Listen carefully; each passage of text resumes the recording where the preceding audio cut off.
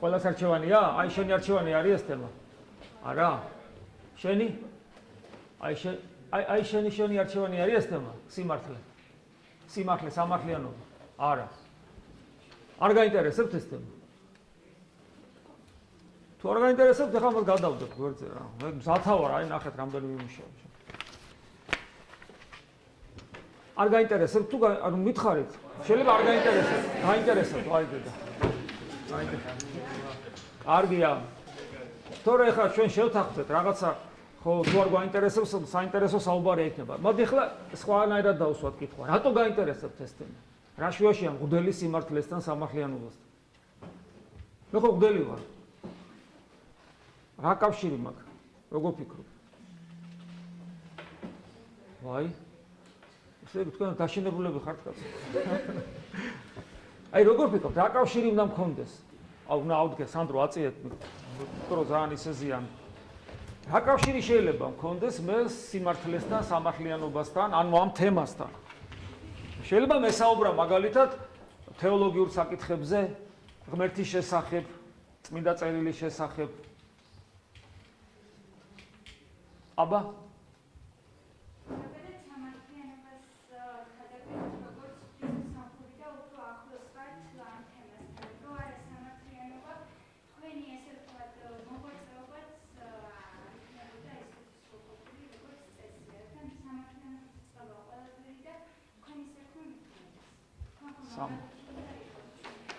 სამართლიანობით იწყება ყველაფერი. აი შენ რას ფიქრობ? შენ აიწი ხო ხე? დიახ. მეც მოგესალმები. თქვენ როგორც მდელი მოგწონს როგორც თქვენი პიროვნება და არა მარტო როგორც მდელი ისინი. თქვენი ხართ სამაგალითო ჩვენთვის როგორც მდელი და როგორც პიროვნება. და ვინ ჩვენთვის სამაგალითოა, მისგან გვაინტერესებს ზუსტად მისი თვალით განახილი სამაგალითო. მადლობა ქებისათვის, ესე იგი ეს ნიშნავს იმას, რომ აქ ნებისმიერი ადამიანი რომ მოსულიყო, ნებისმიერი პროფესიის, ნებისმიერი სოციალური ფენის წარმომადგენელი, თქვენთვის საინტერესო იქნებოდა ეს თემა. ყველა შემთხვევაში თუ თქვენ ესა თუ ის პიროვნება გაინტერესებთ. ასე შეიძლება ითქვას, ხო? გასაგებია. მაშინ აქ რომ მოსულიყო ფილოსოფოსი სხვა კუთხით შეაფასებდა და სხვა კუთხით წარმოაჩენდა ამ თემას, ხო? ისტორიკოსი სხვანაირად, პოლიტიკოსი სხვანაირად და ალბათ მღვდელი სხვანაირად, ხო სწორია? აი მაგალითად ფიზიკოსი რომ მოსულიყო, ფიზიკოსი როგორ წარმოადგენდა ამ თემას? სიმართლის თემას როგორ წარმოადგენდა? ბატონო? ისე სხვათა შორის სიმართლე ძალიან საინტერესოა. მე ხან დავждები, ხო ისე? სანდრო, აბა შენიც. როგორ ფიქრობთ? სიმართლე როგორი კატეგორია? აი მე ჩანაწერი გავაკეთე ესეთი. იურიდიული, ზნეობრივი თუ თეოლოგიური? თქვენ როგორ ფიქრობთ? იურიდიული არ არის?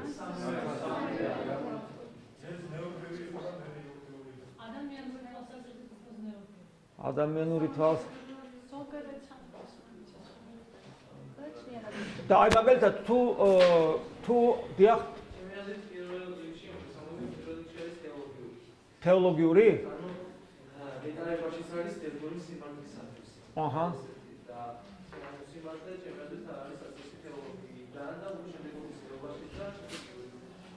გასაგებია.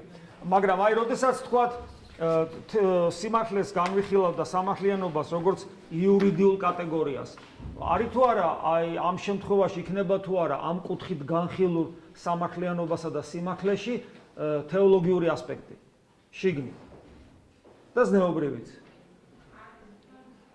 ანუ როცა იურიდიული თვალსაზრისით განიხილავენ, თქვა სამართლიანობის თემას, სიმართლის თემას, შიგნით არის თუ არა ზნეობრივი და თეოლოგიური საკითხი ყოველ შემთხვევაში უნდა იყოს თუ არა ეს გათვალისწინებული.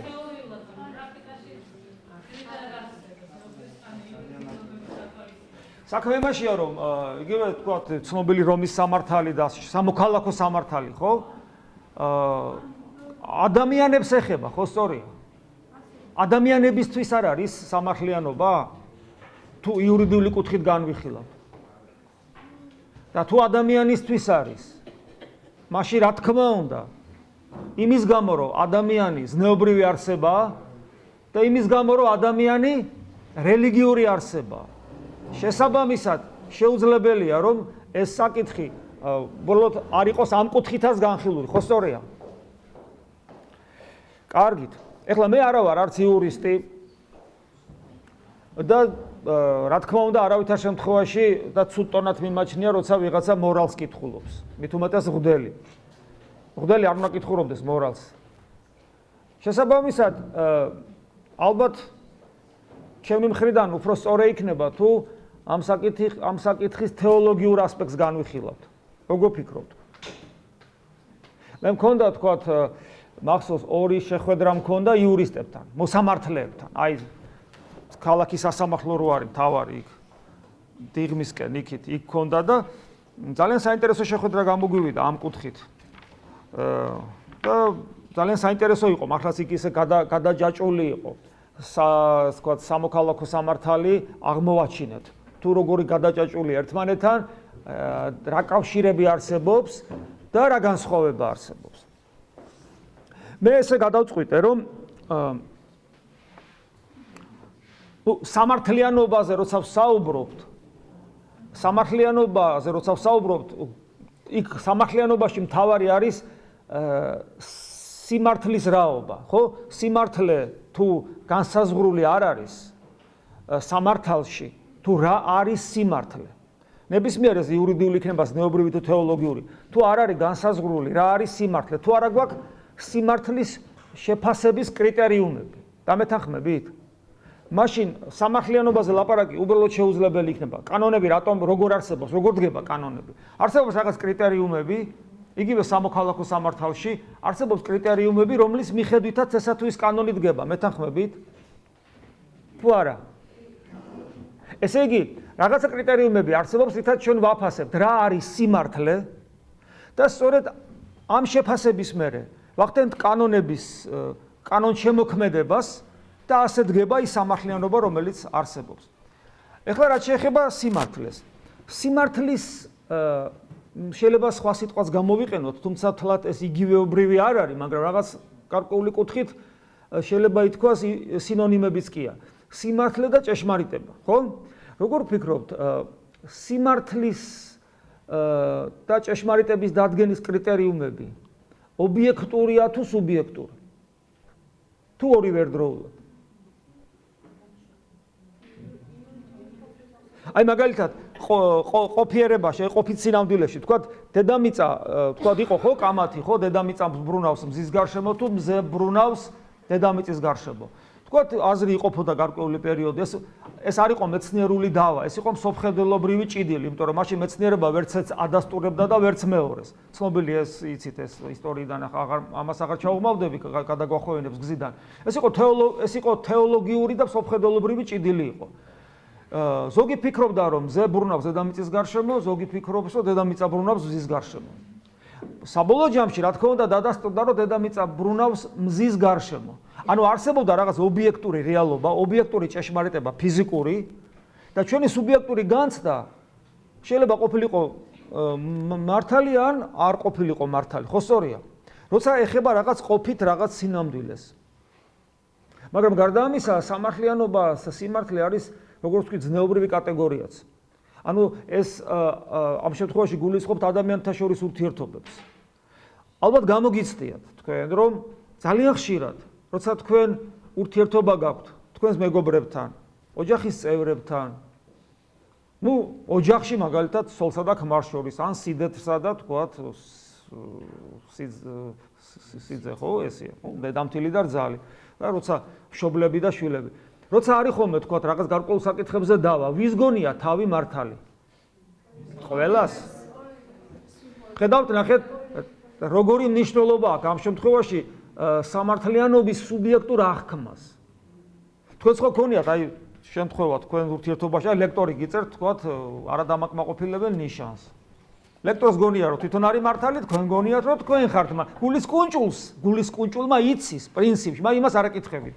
გულის კუნჭული დამწყვლეული გაქვთ გულის კუნჭულში. აი იმას არავითარ შემთხვევაში არ კითხავ.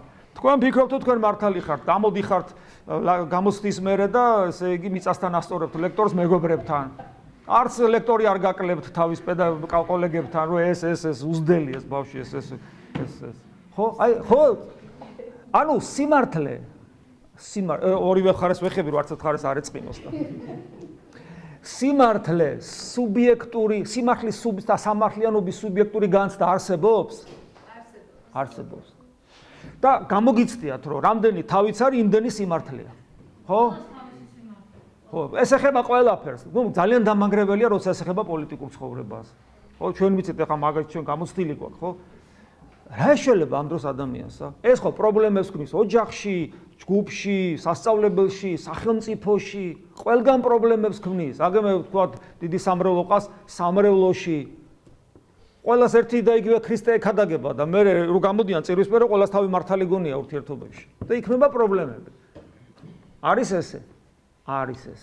ესე იგი, პრობლემა ძალიან სერიოზულია. მე თუ მკითხავ, იმიტომ რომ ადამიანი რამდენი 1000 წლეულები ვარსებობთ, ქრისტეს ჯული 2000 წელი გვესმის, ხო? ჩვენ თითქოს უნდა გქონდეს შეფასების კრიტერიუმები, მაგრამ და მოწესრიგებული უნდა იყოს ჩვენი ურთიერთობები, ჩვენი ცხოვრება, მაგრამ სამწუხაროდ ვერ ხდება ესე, იმიტომ რომ ჩვენ ადამიანები, ჩვენი წარსული თაობების, წინაპრების გამოცდილებიდან გამომდინარე, გამოცდილებას ვერ ვიყენებთ. ვერ გულისხმავ ყოფთ რა არის, როგორ უნდა ვიცხოვროთ სწორად, ვერ ვერევით საკუთარ სიმართლეს. და საკუთარი სიმართლე ხანდახან ჩვენში არსებული სხვა არსებასავით ზის. აი ფსიქოლოგებს აქვს ესეთი ფსიქოლოგებმა იციან, რომ კომპლექსები რო აქვს ადამიანს, ხო? ყველასა გვაქვს რაღაცა კომპლექსი, ყველას. უკომპლექსო ადამიანი არ არსებობს, იმიტომ რომ ყველა მეტნაკლებად დაზიანებული ვართ ფსიქოლოგიურად. კომპლექსი მით უმეტეს თუ ეს საკმაოდ ძლიერია ჩვენში, ის ჩვენში ზის და სხვა არსებასავით ზის ჩვენში და ის კარნახობს ჩვენ როგორ ვიცხოვროთ, როგორ ვიაზროვნოთ, ურთიერთობები როგორ მოვაგვაროთ სხვა ადამიანებთან, ჩვენ ეს არ გვსიამოვნებს, მაგრამ ის ჩვენ ჭკუაზე გვატარებს. ესია ხშირად და უფრო მზაკრულად კიდე ზის საკუთარი სიმართლე. ესია. ეხლა მე ამდენი იმიტომ კი არ ვილაპარაკე, რომ აქედან გამოსავალი ვიცი. უბრალოდ გამოსავალი როგორ არ ვიცი. მაგრამ მე ვიცი, რომ ეს გამოსავალი ძალიან რთული მოსაძიებელია და ძნელად განსახორციელებელია. მე ამდენი იმიტომ ვისაუბრე, რომ მეტნაკლებად ძალიან ვთქვათ, აი მაინც დიდი ხანი არ მისაუბრია, ხო, რაღაც რამდენიმე წუთია ვსაუბრობ, დაგვენახა კიდევ ერთხელ, გაგვეხსენებინა საკუთარი თავისათვის, რომ პრობლემა საკმაოდ სერიოზულია და ეს პრობლემა ჩვენ თითოეულ ჩვენთაგანის ცხოვრებას ეხება. ჩვენს პირად ცხოვრებას ეხება, ჩვენ სახელმწიფოს ეხება, სამშობლოს ეხება. ადამიანური ტრაგედიების წყარო სწორედ ხშირად აი ეს ხდება, როცა ადამიანს გონია მართალი თავი და როცა ორი ადამიანია და ორივეს მართალი გონია თავი და ვათ უწევთ ურთიერთობა, ეს ქმნის კონფლიქტებს, მოუგვარებელ კონფლიქტებს. აბა რა ვქნათ, ესე იგი, ჩვენ უყუროთ აი ამ სიტუაციას და შევეგუოთ, არ უნდა შევეგუოთ. გამოსავალი ვეძებოთ. მე როგორც სასულიერო პირი, რა თქმა უნდა, გამოსავალს სწორ სარწმუნოებრივ ხედვაში ვპოულობ. და დარწმუნებული ვარ. მე აი ხო კიდევ ხო დარწმუნებული ვარ, ასნიშნავს, 100%-იანი მართალი მგონია თავი, რომ თუ ჩვენ სწორი სარწმუნოებრივი ხედვა გვექნება და ცხოვრების წესი შესაბამისად, მაშინ ეს პრობლემა აღარ იარსებებს. რა თქმა უნდა, ცალკე თემაა, რა უნდა გავაკეთოთ იმისათვის, რომ სწორი სარწმუნოებრივი ხედვა და რას კიდევ უფრო რთულია, სწორი სარწმუნოებრივი ცხოვრება გქონდეს. მე თეზისების სახით გარკვეულ რაღაც ეს თემა ხო ამოუწურავი თემაა საერთოდ და რაღაც გარკვეულ ასპექტებს შევეხები თეზისების სახით ვიტყვი, რომელიც მოგცემს საშუალებას, რომ ჩვენ სააზროვნო ანუ აზროვნების სააზროვნო მასალას მოგცემს, რომ ჩვენ ვიფიქროთ, აქ ჩვენ პრობლემას ვერ გადავჭრით. ჩვენ ვიფიქროთ, როცა გავიხსენებთ, თქვათ, ამ თემას, როცა ეს თემა რო წამოტივტივდება, გაგვახსენდება და გვექნება საშუალება მეტი ვიფიქროთ, მეტი მასალა გვექნება საფიქრელი, სააზროვნო თუ როგორ შეიძლება რომ ეს პრობლემა თითოეულმა ჩვენთაგანმა საკუთარ თავში გადაჭრას, განსაკუთრებულად მაშინ იქნება ეს ძალიან მნიშვნელოვანი, როცა პირისპირ შევეჯახებით ამ პრობლემას, განსაკუთრებულად სხვა ადამიანთან ურთიერთობაში. ეს თეზისები მე ქვესათაურებად ესეთი დავყავი და მე თვითონ რა პრინციპით გავაკეთე ეს? აი მე როგორ დავინახე რელიგიურ ჭრილში, თქვათ და საერთოდ მე როგორ დავინახე ჩემი სუბიექტური ხედვა როგორია ამ საკითხისა, ამ პრობლემისა და მიდგომა როგორი უნდა იყოს. პირველი პუნქტი ესეთია. თავდაჯერებულობა და სიმართლე, ასე ჩვენ პრინციპში შევახე. სიმართლე ობიექტური ჭეშმარიტება, აი ზისა და დედამიწის არ იყოს. ზისა და დედამიწის მაგალითი და ისო სამყაროს ყოველთვის ჩვენ სუბიექტურად აღვიქვავთ, იგივე მზის მაგალითზე თქვა და შეიძლება ითქვას. აი მაგალითად სუბიექტური აღქმით და ადრე მაგალითად სანამ მეცნიერება განვითარდებოდა, ესე იგი ადამიანი შეგაკვდებოდა ამ სიმართლისათვის. სუბიექტური აღქმა ესეთია, რომ მზე ჩადის, თქვა ზღვაში, მზე ჩადის, ხო? ესეა. და სინამდვილეში მზე არსად არ ჩადის, ხო იცით? ხო იცით მაგ? თუ არ იცით? მზე არსად არ ჩადის. სუბიექტური აღქმით მზე და მთვარე ზუსტად ერთ და იგივე ზომის არის. აი 2 20-თეთრიანი რო აიყო და ერთმანეს დაადო. ზუსტად ეს კიდე ერთ სასწაულია ღვთისაგან, მაგრამ ესეა და მათ შორის განსხვავება არის უზარმაზარი. მთვარე ესეთი პატარაა მზესთან შედარებით, რომ ერთმანეთის გვერდზე რო დააყენო, მთვარი არც ჩანს. ნამცეციც არ არის უზარმაზარი მზესთან. მაგრამ სუბიექტური აღქმა, ვიზუალური აღქმა ესეთია, რომ ჩვენ ზუსტად ერთ და იგივე ერთნაირები გონიათ, იმიტომ არსებობს მზის დაბნელების ფენომენი, რომ ზუსტად ერთი ერთზე ჯდება. მაგრამ ეს სუბიექტური აღქმა, ესეა ყველაფერში და ესეა თეოლოგიურ საკითხებში. თეოლოგიურ საკითხებში ეს არის ძალიან მნიშვნელოვანი. და ეს სუბიექტური აღქმა ბადებს თავდაჯერებულობას. და ქვეპუნქტად მივაწერე პილატეს სიმართლე. პილატეს სიმართლე. ძალიან საინტერესოა თავდაჯერებულობა და ამის მაგალითად პილატეს სიმართლე. პილატე ხო იცით ვინ არის? იცით ვინ არის? ქრისტე ზრუნავს პილატეზე. ქრისტე ყველაზე ზრუნავს. ახლა ეს გასაკვირი რა არის, მაგრამ ქრისტე რო ზრუნავს პილატეზე, ეს ზრუნველობა ვლინდება გარკვეულ დამოკიდებულებაში უფლისაგან, რაც არსებობს პილატესადმი. პილატე რომაელია. რომაელი ფილოსოფოსია. ყველა რომაელი ფილოსოფოსია. ისინი ესეთ აღზრდას განათლებას ღებულობდნენ. ფილოსოფიური კატეგორიაა ჭეშმარიტება, ხო სწორია? და ბუნებრივია მას როგორც ფილოსოფოს, განათლებულ ადამიანს უნდა აინტერესებდეს ეს საკითხი. ხო სწორია? ჭეშმარიტების რაობა რა არის? ამიტომ უფალი ხანდახან დუმს. მაგალითად ჰეროდე მეფესთან რომ მიიყვანენ, ჰეროდე მეფისათვის არაფერი საინტერესო არ არის ამ ქვეყანაზე. ამიტომ უამრავ რამეს ეკითხება ჰეროდე მეფე, მაგრამ ქრისტე დუმს, პასუხს არ იძლევა. და პილატესთან ზოგჯერ დუმს და ზოგჯერ არ დუმს. და როცა არ დუმს, ნახეთ რა შეუნება. ამისთვის შობილ ვარ და ამისთვის მოვივლინე სოფლად, რათა დავამოწმო ჭეშმარიტება. პილატე დააინტერესა აი ამ სიტყვით. იმიტომ რომ თუ პილატე მასთან დიალოგში შევა, შეიძლება პილატეს ეშველოს რამე. პილატე შედის მას, იწყებს მასთან დიალოგს და ეკითხება ჭეშმარიტება როგორც გაიგონა. თქვა მას პილატე, რა არის ჭეშმარიტება?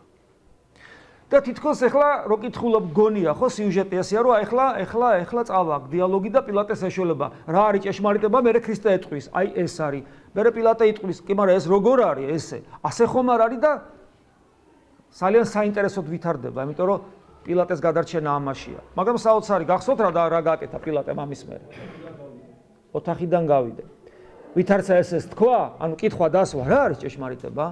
და ვითარცა ეს თქვა, ყვალად გამოვიდა. გარეთ გავა. აი რომ წარმოვიდგინოთ, ხო, სიუჟეტი, ესე იგი პილატე დგას, მე მოვედი რომ დავამოწმო ჭეშმარიტება, რა არის ჭეშმარიტება? რა არის ჭეშმარიტება და ეს როგორც თითქოს ხელს რო აუქნებს და გავაგარეთ ახლა ჭეშმარიტება. პილატეს არ აინტერესებს. თავდაჯერებულია. მან იცის რომ ქრისტე მას და ვერავინას ვერ განმარტავს. და მელ გიბსონის ფილმი ალბათ ნანახი გაქვთ, ქრისტეს უნებანი. იქ გიბსონის მიერ კარგად არის დანახული და სხვათა შორის თეოლოგიური თვალსაზრისით სწორია ეს. რატომ არ მოусმინა პილატემ ქრისტეს? მეუღლესთან საუბარში, მეუღლე ხო თხოვს რომ არა წამო მისთვის სიზმარში, მევნო მისთვის და ასე შემდეგ, ეს კაცი წმინდა და ეს ზის გახსოვს და ამბობს რა არის ჭეშმარიტება და იცი რა არისო ჭეშმარიტება ცოლსეუნება. აი რომ აქ თუ აჯანყება მოხდაო, მე კეისარი ჩემს სისხლს დაღურის. ანუ მისთვის ჭეშმარიტების საკითხი მიწაშია. ამ სამყაროშია იმის იქით მისთვის ჭეშმარიტება არ არსებობს. ამიტომ თუ ეს მაგალითია ჩვენთვის, თუ ადამიანის სიმართლის, სამართლიანობის, ჭეშმარიტების კატეგორიები ამ ქვეყნიურ არსებობას, ამ სამყაროს არ ცილდება, ადამიანს არ ძალუց ობიექტური ჭეშმარიტების აღქმა, არც აინტერესებს და შესაბამისად ის ყოველთვის სუბიექტური იქნება. ეს თითოეულ ჩვენთაგანს ეხება. სად ვეძებთ სიმართლეს, ჭეშმარიტებას, სამართლიანობას. თუ მხოლოდ აქ, გაგიგიათ. კაცო, ღმერთი რო არსებობდეს, აი ამდენი უსამართლობა ხდება, ბოროტე ადამიანებს ატო არ სჯის. ამბობს ადამიანი, რომელსაც საკმარისი რაღაცები აქვს ნაკეთები. მაგრამ აი მაგალითად სამწუხარო ახალგაზრდები ხართ, შენდობას ვითხოვ, იცით რომ ჩვენს დასრულ მშობლებს, ბებიებს ძალიან სამწუხაროდ ათეისტურ პერიოდში მით უმეტეს ძალიან ბევრს აქვს გაკეთებული, რასაც ქვია ბავშვის მუცელში მოწყვეტა, აბორტი, ხო? ეს არის კვლელობაა ჩვეულებრივი.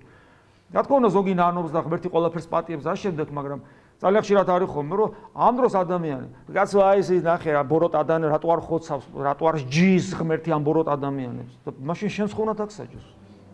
განაშენ ბოროტებ არ ჩაიდინე?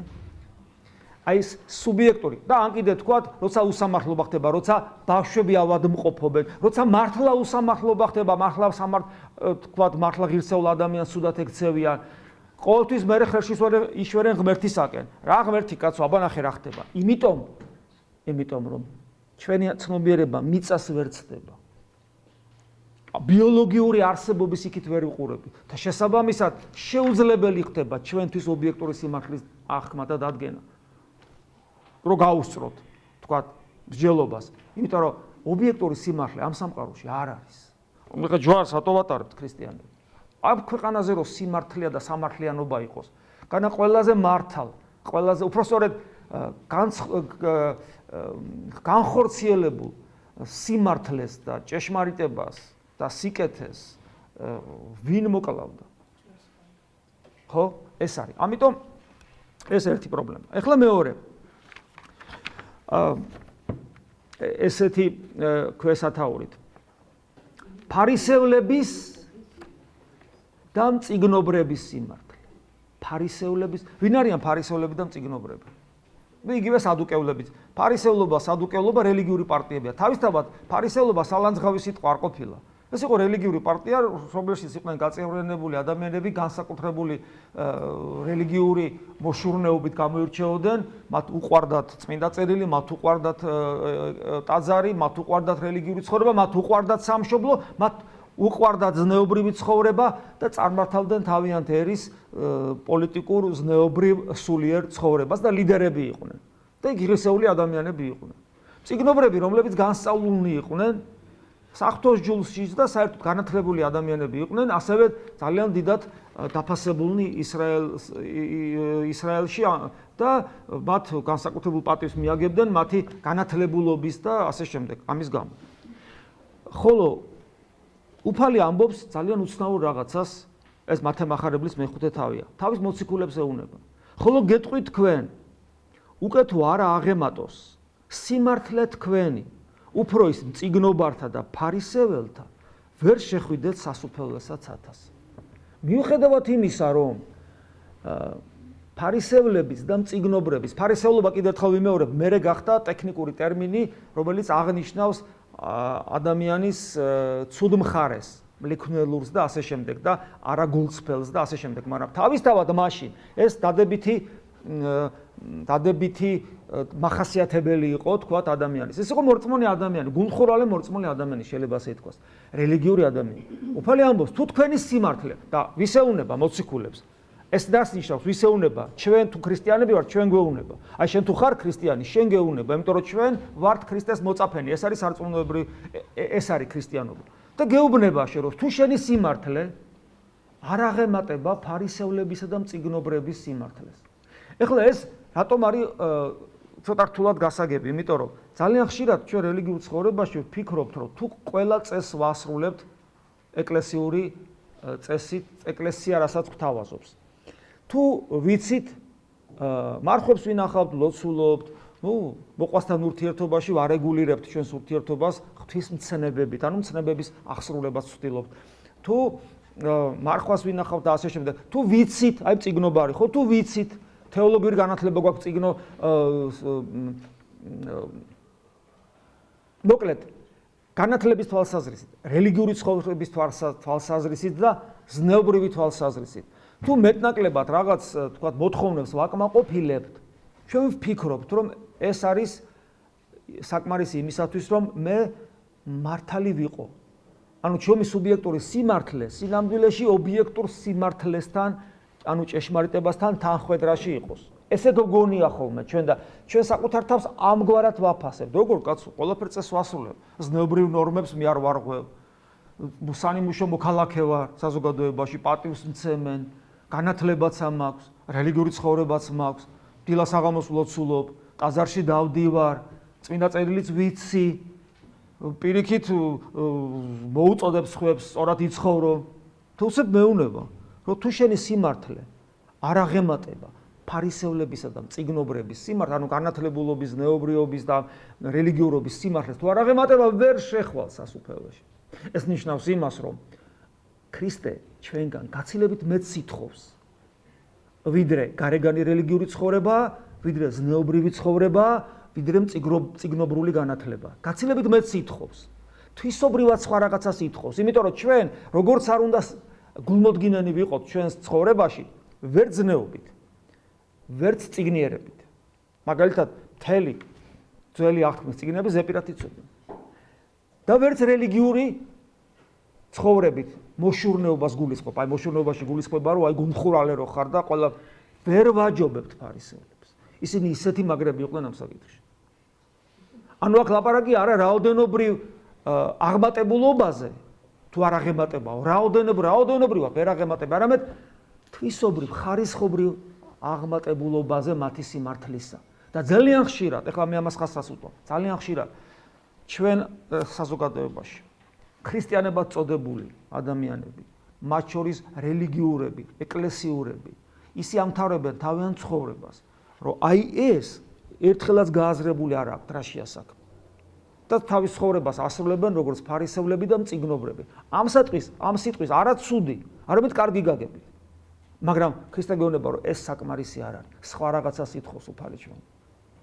აი სხვა რაღაცა ძალიან მნიშვნელოვანი. და სწორედ ეს სხვა რაღაცა რომ არის მოთხოვნადი, ხო, იმიტომ არის და როცა ეს ვერ არის გაგებული, იმიტომ არის ამ ქრისტიანულ ერში ჩვენ საქართველოს გულისხმობ, ამდენი პრობლემა, ამდენი გაუგებრობა, 80% და მეტი მორწმუნეაო და რა დღეში ვართ ხალხო, რა სჭამთ ერთმანეთს, როგორ არ ამდენი აგრესია. ეს 85% ქუჩაში ხო დადის. თუ დამალულები არიან და ესენი სხვები არიან. და მძღოლები როგორ მამაკაცები უფრო მეტად თქვენს გოგონების ატარებენ მანქანას, მეც ვზივარ საჭესთან. აბა ჩვენ გავართ ქრისტიანებს, საჭესთან მჯდომი ადამიანები.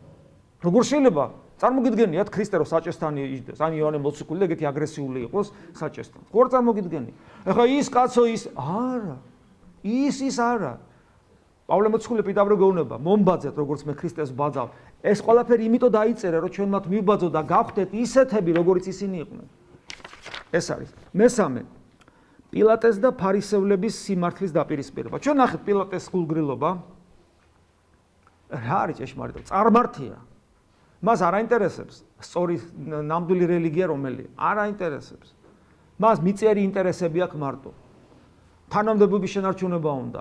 თავისი ბიოლოგიური სიცოცხლის გადარჩენა უნდა.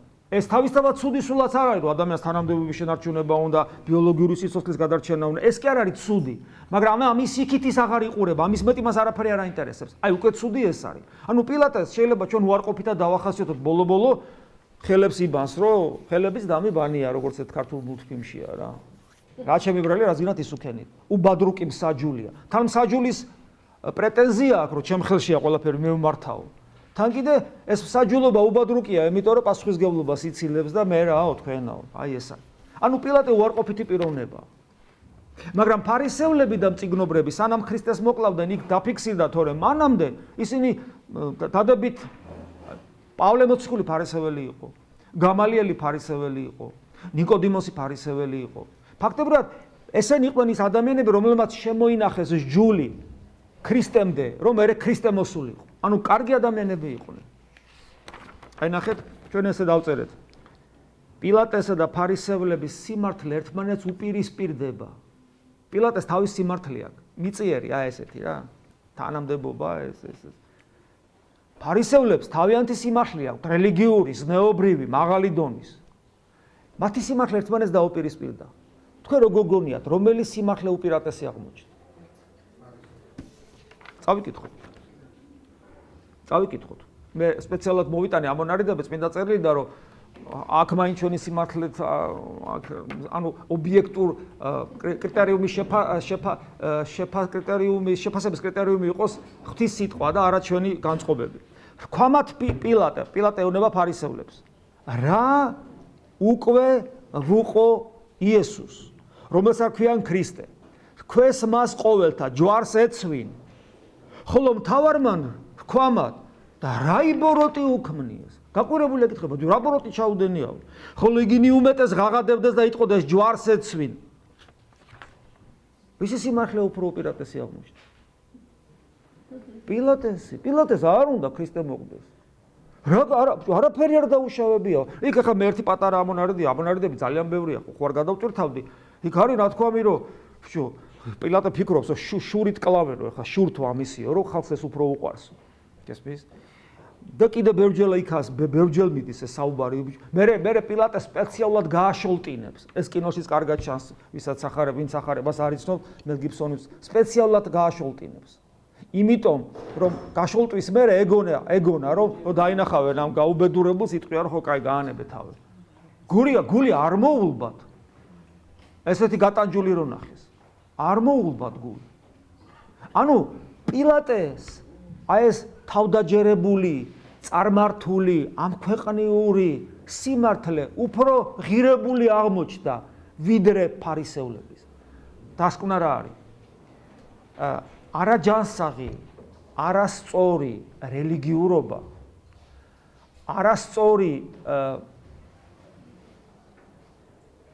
ზნეობის, არასწორი წარმოჩენა და რაღაცა მოვლენის შეფასება ზნეობრივი კუთხით, არასწორად, გაცილებით და საკუთარი თავის განდიდება სწორედ აი ამ ღირებულებებით, რელიგიური ცხოვრებას დადებითი ღირებულებაა, ზნეობრივი ცხოვრებას დადებითი ღირებულებაა, სამშობლოს სიყვარულიც დადებითი ღირებულებაა. ერთ-ერთი ბრალდება, რაც ქრისტეს წარუყენეს, რის გამოც ქრისტეს კლავენ, სწორედ სამშობლოა. სამშობლო, როგორ ახლა ეს რო არ მოვყოლათ ჩვენ, სამშობლო დაგვემხობა თავზე რომელები მოვლენ და ასე შემდეგ.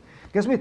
ანუ ეს სამი დიდი ღირებულება, სამშობლო, ზნეობა და რელიგიური ცხოვრება. არასწორმა რელიგიურმა ხედვამ ისე შეიძლება დაამახინჯოს, რომ წარმართი, თავდაჯერებული, საკუთარ სკამზე და საკუთარ სიცოცხლეზე შეყვარებული ადამიანის სიმართლეს ბევრად ჩამორჩება მე უკვე ესეთი სიმართლე, იმიტომ რომ არასწორი რელიგიური ცხოვრებით ისე ზიანდება ადამიანი, როგორც არაფრით სხვა რამე ზიანდება. და შემთხვევითი არ არის, რომ ქრისტე მოკლეს სწორედ რელიგიურმა ადამიანებმა და ვიღაცა ურწმუნოებს, ვიღაცა ზნეობრივი თვალსაზრისით დაძირლებს სიტყვაზე, ხო? მარგინალებს საზოგადოებისას ქრისტე არ მოუკლა. აი სწორედ ღირსეულმა ჭყალებში ამ შემთხვევაში უკვე ღირსეულმა ადამიანებმა მოკლეს ქრისტე. საშიშია, შენ როცა სულიერად ცხოვრობ, ეკლესიაში დადიხარ. ან თუ არ დადიხარ და შინაგანად რელიგიური ცხოვრებისაკენ სწრაფვა გაქვს და ხო იცოდე რომ საფრთხილოა ეგ საქმე. იმიტომ რომ ღმერთმა დაგიფაროს და აი მაგ საკითხში თავდაჯერებული გახდა. ყველაზე საშიშ მდგომარეობას მიაღწია. შემდეგი, რითი იკვებება ჩვენი სიმართლე? ხა კითხვა გადავსვათ. აი რატომ არის ესეთი პრობლემა ადამიანის სიმართლე? თანახეთ რა მოხდა. ესე იგი, სასულიერო პირები, პოლიტიკური ელიტა, განათლებული ადამიანები და სამხედროები და უბრალო ადამიანები ყველა ერთად შეითქმნენ და დემოკრატიული გადაწყვეტილებით სასიკვდილო განაჩენი გამოაქვთ ადამიანთა მოსული ღმერთისათვის. ყველა დარწმუნებულია თავის სიმართლეში. დემოკრატიული არჩევნებით მოკლეს ქრისტე. აი როცა ამბობენ ხოლმე რომ დემოკრატიული მმართველობა არის კი ტირანულ მმართველობას ჯობია, მაგრამ აი ტირანია პილატე და პილატე ამაღლდა, უფრო მაღლა დგას ვიდრე ეს დემოკრატიული განწყობები. ანუ გესმით, თავისთავად ღმერთის გარეშე. მე დემოკრატიის წინააღმდეგ კი არ ვარ. მაგრამ პანაცეა არ არის, თავისთავად ღმერთის გარეშე ყველაფერი შეიძლება გადაგვარდეს. იმიტომ რომ ქრისტე სწორედ აი ამგვარმა საზოგადოებამ იმსხვერპლა და მოკლა. რატომ ხდება ესე? რატო გონიათ ადამიანებს საკუთარი თავი ასეთი მართალი? რითი იკვებება ეს? და ახლა რითი იკვებება? ეს არის ძალიან დიდი თემა, რომელსაც მთელი ლექცია შეიძლება მივუძღოთ. ეს იწყება 60-დან, ეს გრძელდება ახალ აღთქმაში ქრისტეს ცხოვრებაში, ანუ 60-ში, როცა ადამი და ევა ცდუნდებიან, იქ იწყება, შემდეგ გრძელდება, როცა ქრისტეს ეშმაკი გამოცდის უდაბნოში და შემდეგ იოანე მოციქული თავის წერილებში კიდევ ერთხელ ამ თემას უბრუნდება და ასეთ ფორმულირებას გვაძლევს. რამე თუ ეს არის იოანე მოციქულის პირველი ეპისტოლე, პირველი წერილი. რამე თუ ყოველივე სოფელსა შინა, ანუ ამ სამყაროში, რა არის ყოველივე, ანუ ამ სოფლის კანონზე საუბრობს თუ როგორ ცხოვრობს, როგორ არსებობს ეს სოფელი, რომელშიც ჩვენ ვიმყოფებით და არა მარტო ვიმყოფებით, არამედ მისი ნაწილი ვართ. ორგანული მასში ვიბადებით და მისით ცხოვრობთ. ჩვენგან განუცალკევებელია ამ სოფლის სული. არავინ ჩვენ ამას ვიტყვით, ეს არ ნიშნავს, რომ ეს სოფელი ესეთია და მე აქ არა ვარ. არა, ჩვენ კიდევ ვიმეორებ, ორგანულად ვართ შერწყმული და ჩვენი მისგან ამ სოფლის სულისაგან გამოცალკევება ჩვენი რესურსით არის აბსოლუტურად შეუძლებელი. ჩვენ ეს ვართ. აი ეს რასაც ახლა მე ვიტყვი, ეს ჩვენი კანონია, თითოეული ჩვენთაგანის. ამით ჩვენ დავიბადეთ. ისე როგორც დავიბადეთ ამ ფიზიოლოგიით, აი ამ შინაგანი განწყობით დავიბადეთ. რა განწყობაა ეს? რამე თუ ყოველივე სოფელსა შინა, ეს არის გულის თქმა ხორცთა. რა არის გულის თქმა ხორცთა? როდესაც ადამიანის ბევრი განმარტებაა, მე ერთ განმარტებას ვიძლევი. როცა ადამიანის ცხოვრების საზრისი არის სიამოვნება ამ სოფელში. ანუ ჩემი ცხოვრების, მე კი არ ვამბობ ამის დეკლარირებას, ახლა არავინ არ გააკეთებს, არც ერთი ჭკუათი ყოფილი, ჩემი ცხოვრების აი მულტფილმი როა, მიყვარს ჭამა, მიყვარს სმა, მოგი მულტფილმი როა, კომპლექს თენდება. ახლა ეს არავინ არ ლაპარაკობს, თუმცა მე ჩემს სამღვდელო პრაქტიკაში მინახია ადამიანი, აი თუ არ ჭამე და თუ არ ჭამე, თუ არ ის როგორ უნდა ვიყო, ასაობ კაცო. ამის დეკლარირებას არავინ არ ახდენს ესე. ამის გარკვეული გაშარჟება მოგცა ილია მართალმა. საერთაშორისო ლუარსაბ თათქარიძე ცუდი კაცი არ არის. დამისახელეთ ერთი ბოროტის საქციელი, რომელიც მან ჩაიდინა. არც ერთი მას ბოროტის საქციელი. იგი მორწმუნეა, მარხვებს ინახავს. ესე იგი, ანუ ეკლესიურად ცხოვრობს. კეთილშობილი კაცია. აბა ვის უნდა იყოს ლუარსაბ თათქარიძე ხელი აიწიოს? ცუდი არაფერი არ გაუკეთებია, არავის არ უნდა. იმიტომ რომ მისი ცხოვრების კანონი მიუხედავად მისი გარეგნული რელიგიურობისა და კეთილშობილებისა, მისი ცხოვრების კანონი არის აი ეს. გულის თქმა ხორცთა, მისი ცხოვრების მიზანი, საზრისი უпростоრად არის ამ ქვეყნიური სიამოვნება. გესმით? ეს პირველი კანონი. ჩვენში ყველაში ცოცხლობს თათქარიძე. ყველაში. შეიძლება ბოსბაშზე და იმაზე არ ყამათობთ, მაგრამ სიამოვნება ჩვენი ცხოვრების საზრისია. ეს ერთი. მეორე გულის თქმა თან უყურე როგორია, აი მაგ ახლა მე მომწყურდა ნელ-ნელა ამდენ ლაპარაკით. მიკროფონი რა იყოს, რას მერჩოდით. ადამიანს რომ მოწყურდება, წყალი სასიამოვნოა. პამიდორი ქართული გემრიელია. და წეგან გარეთ რო ვიდექით, რა კაი სიგრილიაო ქალბატონი ქეთევანი ამბობდა. ყველაფერი სასიამოვნოა. თავისთავად სიამოვნება კი არ არის ცოდვა. იმიტომ რომ ყველაფერი სასიამოვნოა. ცოდვა არის, როცა სიამოვნება ცხოვრების საზრისად იქცევა, გულის თქმის დონეზე, აი იქ გულში ეს არის. თუნდაც ამის დეკლარირება არ მოახდინო, ის გმართავს ჩვენ. ეს პირველი. მეორე გულის თქმა თვალთა. რა არის გულის თქმა თვალთა? კიდევ ვიმეორებ, ეს დაიწყო 60-ში, იქ, როდესაც ცდუნდა. და მე ეს კიდევ ძალიან დიდი და საინტერესო თემა, ეხლა ამას არ ვეხები, უბრალოდ ვამბობ რა არის ეს. თქვენ გაგიგეთ ალბათ რელიგიურ ლიტერატურაში წაგიკითხავთ ესეთი გამოთქმა, ესეთი ცოდვა ვერცხლის მოყვარეობა. აი ის პირველი ნაყროვანება. ნაყროვანებაში მარტო ჭამასმა არ შედის, აი ის შედის, როცა სიამეთ მოყარეობა, სიამოვნება ცხოვრების აზრისია და აქ ვერცხლის მოყარეობა არც ლითონი ვერცხლის სიყვარულს ნიშნავს და არც უბრალოდ ფულის სიყვარულს. ეს არის მომხვეჭველობის უნება და მომხვეჭველობაში იგულისხმება არა მარტო მატერიალური სიმდიდრის მომხვეჭველობა, არამედ ძალაუფლების მომხვეჭველობა, გულისთქმა თვალთა. არც ერთი ადამიანი არ არსებობს, ვიშიც ეს უნება არათუ უბრალოდ არ იყოს, არამედ არ წარმართავდეს მის არსებას. ჩვენ ყველას გვინდა, ჩვენ ყველანი არის ჯარისკაცებია, ვისაც გენერლობა გსურს განსაკუთრებულად ახალგაზრდა. ცუდია? არ არის ცუდი. დიახაც ჯარისკაცს უნდა გენერლობა სურდეს. ახალგაზრდა ადამიანს უნდა სურდეს, რომ კარგი კარიერა გაიკეთოს. დამწყებ ბიზნესმენს უნდა სურდეს, რომ ესე იგი მილიონერი გახდეს. ესე შენდება ჩვენი სამშობლო, ჩვენი ქვეყანა და ჩვენ ეს თავისთავად ცუდი არ არის. აბა როგორ ახლა ადამიანი ოჯახი რო იქმნება, ხო? მათ უნდა სურდეთ, რომ განვითარდნენ მატერიალურადაც ყველაფრით. როცა ჯვარს წერთ, ჩვენ ვითხოვთ ღმერთო, სიმდიდრეც მიეცი. ეს არ არის ცუდი. ცუდი ის არის, როცა ეს ცხოვრების აზრისად იქცევა. გასაგებია, ხო?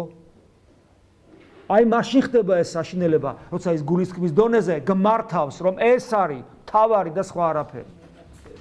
და მესამე სილაღე ამის სოფლის, პატივი მოყვარეობა, სიამაყე, პატივი მოყვარეობა. ნუ ეს არის ისეთი რამ, რომელიც მუდამ გამყოფებს იმ მდგომარეობაში, რომ აპლოდისმენტები გიკრანს ცხოვრების სცენაზე გამყოფებს და რა კარგი ვინმე აბატაშტა.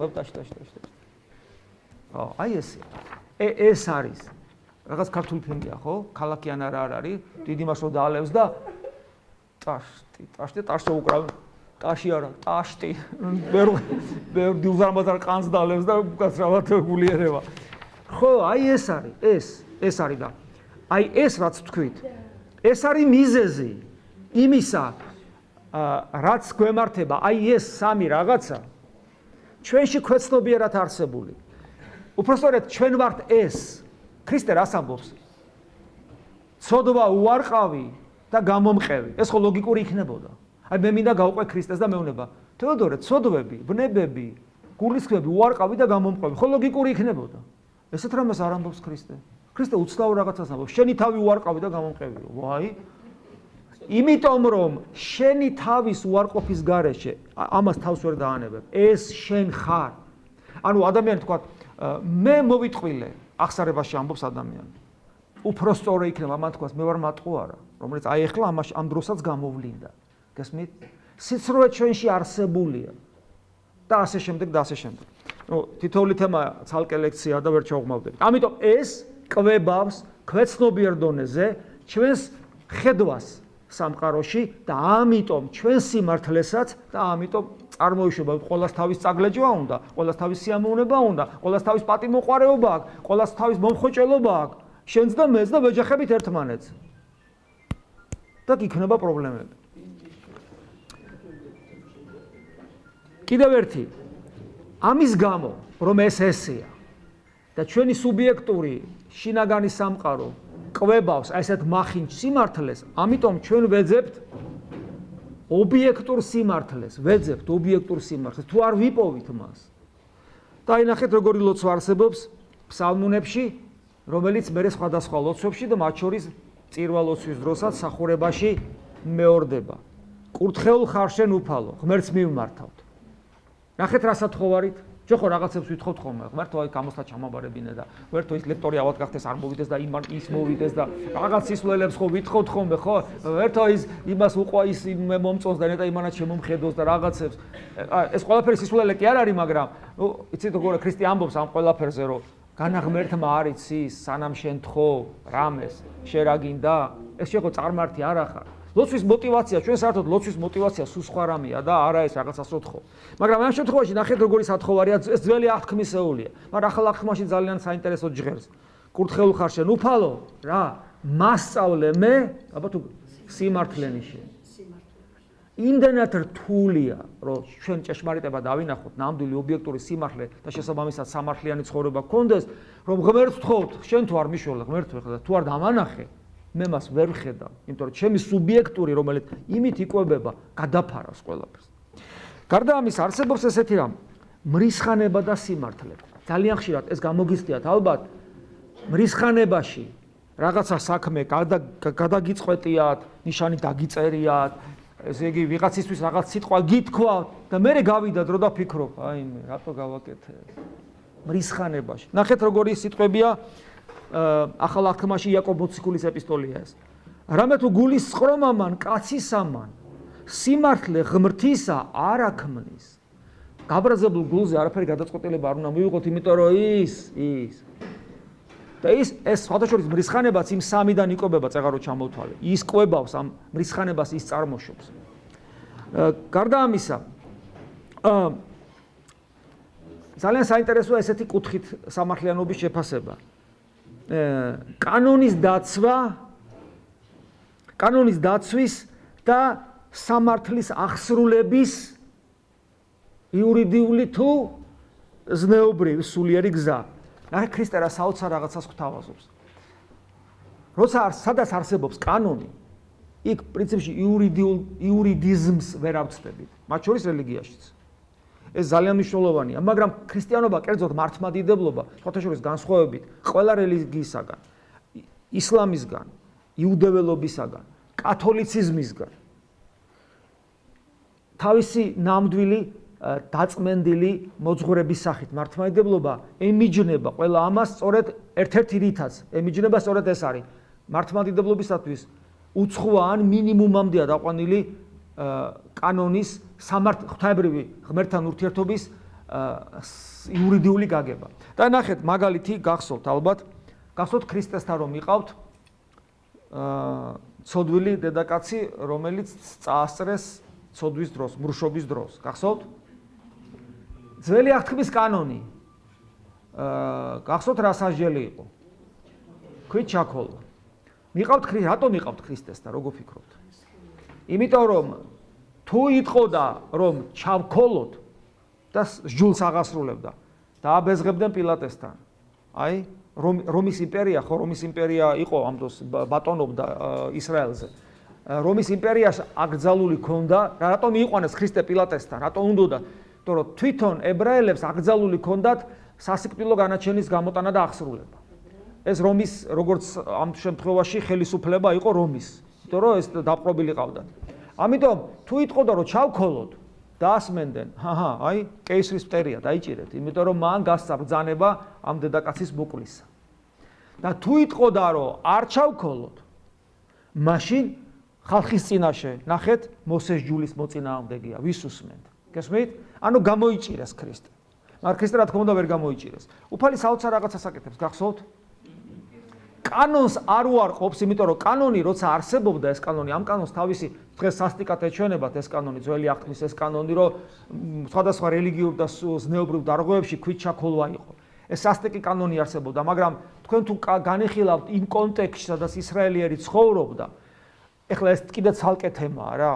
ამას ჩვენ ახლა ვერ ჩავაღმავდებთ, სხვა გამოსავალი არ ქონდა ღმერთს თუ არა ამ კანონებს, როგორც სახელმწიფოში მაგალითად შეიძლება არსებობდა სიკვდილი დაჟა დღეს, მადლობა ღმერთს ჩვენ მდგომარეობაში ალბათ ეს საჭირო აღარ არის, მაგრამ იყო პერიოდები, როდესაც რომლის გარეშეც შეუძლებელი ხდება სახელმწიფოებრივი ცხოვრება.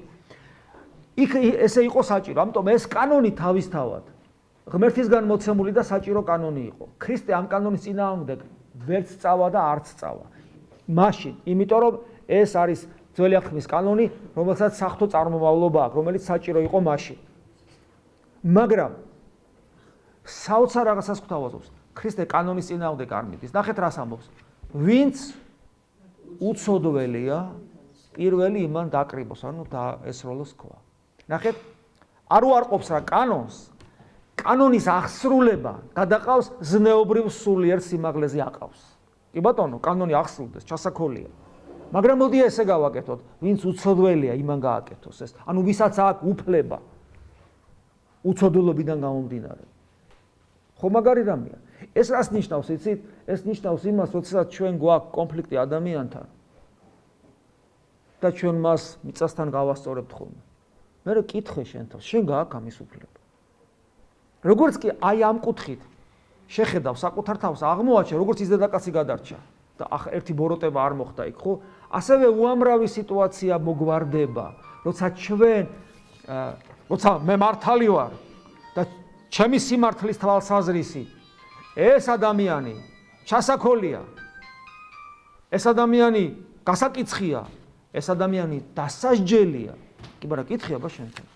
დიახაც დასასჯელია, შეიძლება მართლა დასასჯელია, მაგრამ შენ თუ გაქვს ამის უფლება რომ ეს გააკეთო. ეხლა ძალიან საინტერესოა კიდევ რა, სიმართლის ცოდნის ხარისხი და ოდენობა. ანუ რა არის სიმართლე, ვიცი თუ არა მე ეს? რა ხარისხით ვიცი, რა ხარისხით მაქვს ცოდნა და ეს ყველაფერი სასჯელის ხარისხისა და ოდენობის გამსაზღვრელი ხდება. არის ესეთი ადგილი წმინდა წერიში, ქალაქებს ვაიშენ და ქორაზინ და ვაიშენ და ბეთსაიდა და კაპერნაუმ და ესე იგი უფალი ამბობს რომ საშინელ მდგომარეობაში აღმოჩნდებით თქვენ განკითხვის ჟამს და თქვენ უარეს მდგომარეობაში აღმოჩნდებით განკითხვის ჟამს ვიდრე სოდომი და გომორი, სადაც უკიდურესი გარყვნილებას უფევდა. რატო? არც ქორაზინში, არც ბეთსაიდაში, არც კაპერნაუმში ესეთი გარყვნილება არ იყო როგორც სოდომში და გომორში და რატო ამბობს უფალი რომ ის უფრო უკეთეს მდგომარეობაში აღმოჩნდება, სოდომე და გომორელები უფრო კარგ მდგომარეობაში აღმოჩნდებიან ვიდრე თქვენ. რატო ამბობს? იმიტომ რომ მათ გაცილებით მეტი იცოდნენ. ბოლო-ბოლო მათ ქრისტეზე უარი თქვეს. ქრისტე უარყვეს. ანუ როცა ჩვენ ვართ ქრისტიანები, როცა ჩვენ გვაქვს ცოდნა, შეხება ამ საოცრებას, რასაც ქრისტიანობა, როცა ჩვენ გავიგეთ ერთხელ მაინც, იცი ღმერთი არსებულა. ღმერთი არსებულა. ესე ამბობენ ვიღაც არანორმალურები, მაგრამ ამბობენ ღმერთი არის. ეს ზოგიერთი არანორმალური საკმაოდ ჭკვიანიც არის და ეგებად დავფიქრებულიყავი ამ თემაზე. ისინი ამბობენ რომ ღმერთი არის. და ამას რომ ამბობენ, უბრალოდ კი არ ამბობენ, მათი ცხოვრება ადასტურებს ამას რომ მათ წამდა. კიდევ უცნაურ ამას ამბობენ რომ ღმერთი, ანუ სამყაროს შემოქმედი, მზისა და მთვარისა და დედამიწის კი არა, აი უთვალავი გალაქტიკების შემოქმედი ადამიანად მოვიდა. და ჩემი სიყვარულისათვის კიდე ჩემი ხელით თავი არ დაიცვა და შეუძლებელია რომ ადამიანს გულის აჩვილება არ დაეწყოს და არ დაინტერესდეს, მინიმუმ არ დაინტერესდეს. რასთან მაქვს საქმე? რა არის ეს? რა მსოფლმხედველობაა? რა რელიგიაა ეს? რამხელა სიყვარულს იტევს? ტყუილი რომც იყოს, რამხელა გამოვლინებაა სიყვარულისა, ღმერთი კვდება შენთვის. გესმით? აი ესე ძალიან მნიშვნელოვანია. ამიტომ ჩვენ ეს უნდა ვიცოდეთ. მე ხო არ გამიგზელდა ძალიან, ხო არ დავასრულო. მაშინ უცებ ჩავათავებ. ძალიან საინტერესოა სამართლიანობის თვალსაზრისით ქრისტიანული ხედვა რა კუთხით. ადამიანში შესაძლებლობა და мотиваცია რამდენად არის გამსაზღვრელი ჩადენილი სიკეთის შეფასებისას. რაღაც ადამიანი სიკეთეს ჩადის და რა არის мотиваცია და ადამიანს ამავე დროს რა შესაძლებლობები აქვს. აი რა ადგილას ჩანს ეს წმინდა წერილში გახსოვთ, უფალი ზის ტაძრის შესასვლელთან და იქ არის ფასის საცავი, ანუ შესაწირავს აგდებენ. დიდი ყუთია, სადაც შესაწირავს აგდებენ ტაძრისათვის. გახსოვთ ეს ადგილი წმინდა წერილში და იქ ზის და დიდრები მოდიან, შეძლებული ხალხი მოდიან და მსხვილად წირავენ ტაძარს.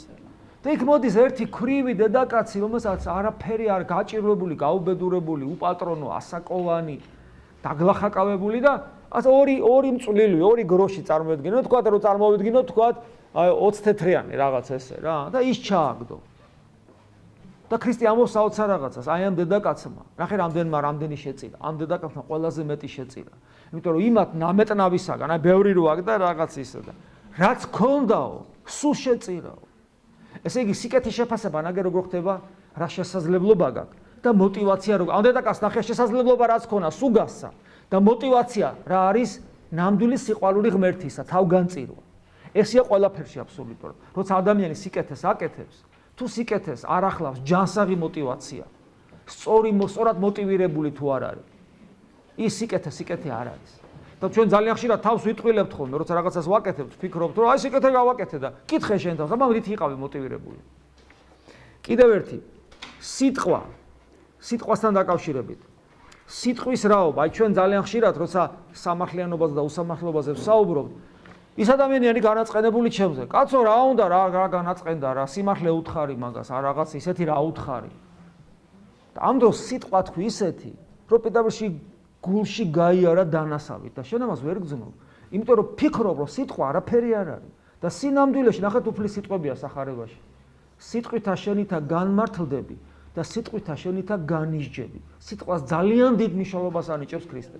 ამიტომ როცა ადამიანს ვესაუბრებით, არა მარტო სემანტიკური აზრი რაც დევს, არამედ ინტონაციაც კი ძალიან მნიშვნელოვანია. რა განწყობიდან მოდის სიტყვა, ადამიანი შეიძლება სიტყვით მოკლა. ესე ძალიან მნიშვნელოვანია. კიდევ ერთი დანაშაული, ძალიან ხშირად ჩვენ დანაშაულად ვთვლით საკუთარ თავსაც და სხვასაც, როცა ადამიანი რაღაცას ჩაიდენს. უფრო მეტად საკუთარ თავზე გვაქვს ხოლმე ეს.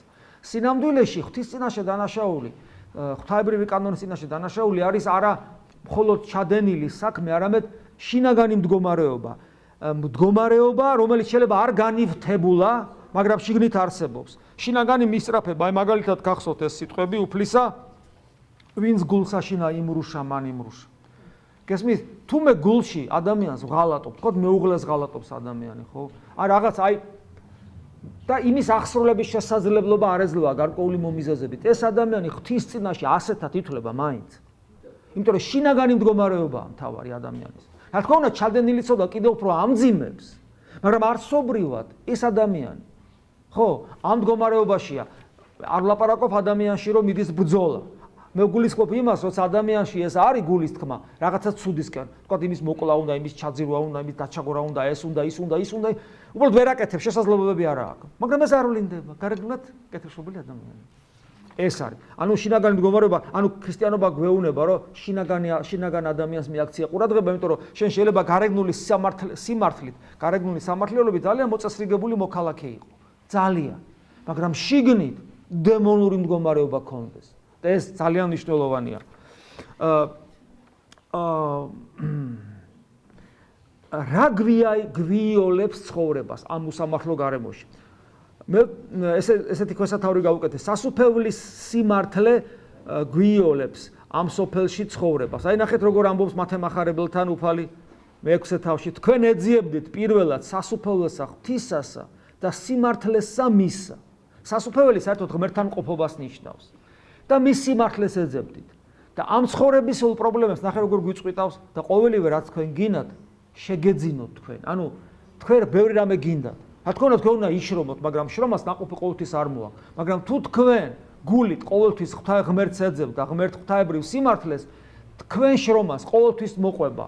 აი ის ნაყოფი რომელიც თქვენ გინდათ, რა თქმა უნდა თუ თქვენთვის ეს საზიანო არ არის. ამიტომ თუ ადამიანი ღმერთს ეძებს და ღვთაებრივ სიმართლეს, მისთვის ცხოვრება იოლი ხდება, იმიტომ რომ ამ უსამართლო გარემოში მას ღმერთი ზრუნავს. უკვე როგორც მამა ზეციერი. არსებობს რომელიც გარკვეულწილად მე ვთქვი, რელიგიური სიმართლე და ქრისტიანული სიმართლე. მე სპეციალად გავყავი, ქრისტიანული სიმართლე არ არის ყოველთვის რელიგიური სიმართლე. და იოანე მოციქულის სახარება, ანუ მეოთხე სახარებაში არის ესეთ სიტყვები პირველ თავში. სჯული კანონი იგივე. მოსესგან მოეცა, ანუ მოგვეცა მოსეს სჯული, ძველი აღთქმის კანონი, რელიგიური კანონი.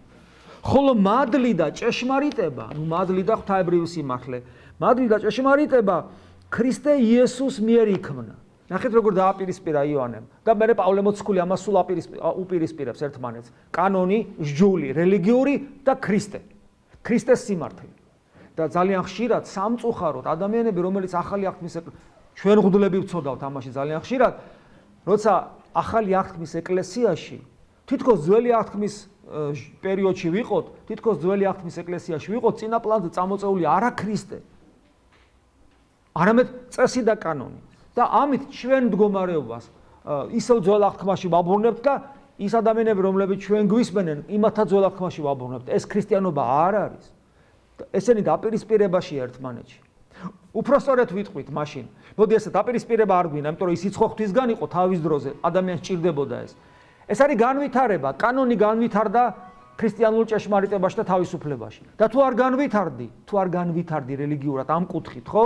მაშინ შენ ისევ ძველ აღთქმაში რჩები და სიტყვით ახარ მხოლოდ ქრისტიანი და სინამდვილეში ქრისტიანი არ ახარ. ეს არის. მერე ძალიან საინტერესოა სიმართლის და ისეთი ღირებულების კავშირი, როგორიც არის თავისუფლება. თავისუფლების გარეშე ადამიანი არ არის ადამიანი. ეს ძალიან მნიშვნელოვანია, ძალიან ხშირად იგივე რელიგიურ ცხოვრებაში, სამწუხაროდ ისეც იქაც აქ ჩვენ ვცოდავთ სასულიერო პირები, ადამიანი რომ მოდის ეკლესიაში, პირველი ასაც ჩვენ ვეტაკებით ხოლმე. ეს არის მისი თავისუფლება. და ვიწყებთ მისი თავისუფლების შეზღუდვას. როგორც კი ადამიანის თავისუფლება შეეხები, მასში კვლავ ყველაზე მთავარს, რითაც ის ქრისტიანი უნდა გახდეს, რის გარეშეც ის ვერასოდეს ვერ გახდება ქრისტიანი. თავისუფლების გარეშე ადამიანი ვერასოდეს ვერ გახდება ქრისტიანი. ჩვენ არ გვკითხეს ისე გაგვაჩინეს ამ ქვეყანაზე. მაგრამ ჩვენ გვეკითხება ღმერთი, გვინდა თუ არა ჩვენ ვიყოთ ქრისტიანი. და ჩვენი აბსოლუტურად, ხას უსვავ, აბსოლუტურად თავისუფალი არჩევანის შედეგი უნდა იყოს, მე ვარ ქრისტეს მიმდევარი თუ არა ვარ. და უფალი ამას ნახეთ რა საოცრად ამბობს წმინდა წერილში. ყოველი ადამიანის გულთან ვდგავარ და ვაკაკუნებ ეგების ვიღაცა მისმინოს და აი ეს თქვათ ესე ჩანს წმინდა წერილის სიტყვებში სნათ ჭეშმარიტი, ანუ შეიმეცნეთ ჭეშმარიტება. და ვინ არის ჭეშმარიტება? ქრისტეა ჭეშმარიტება.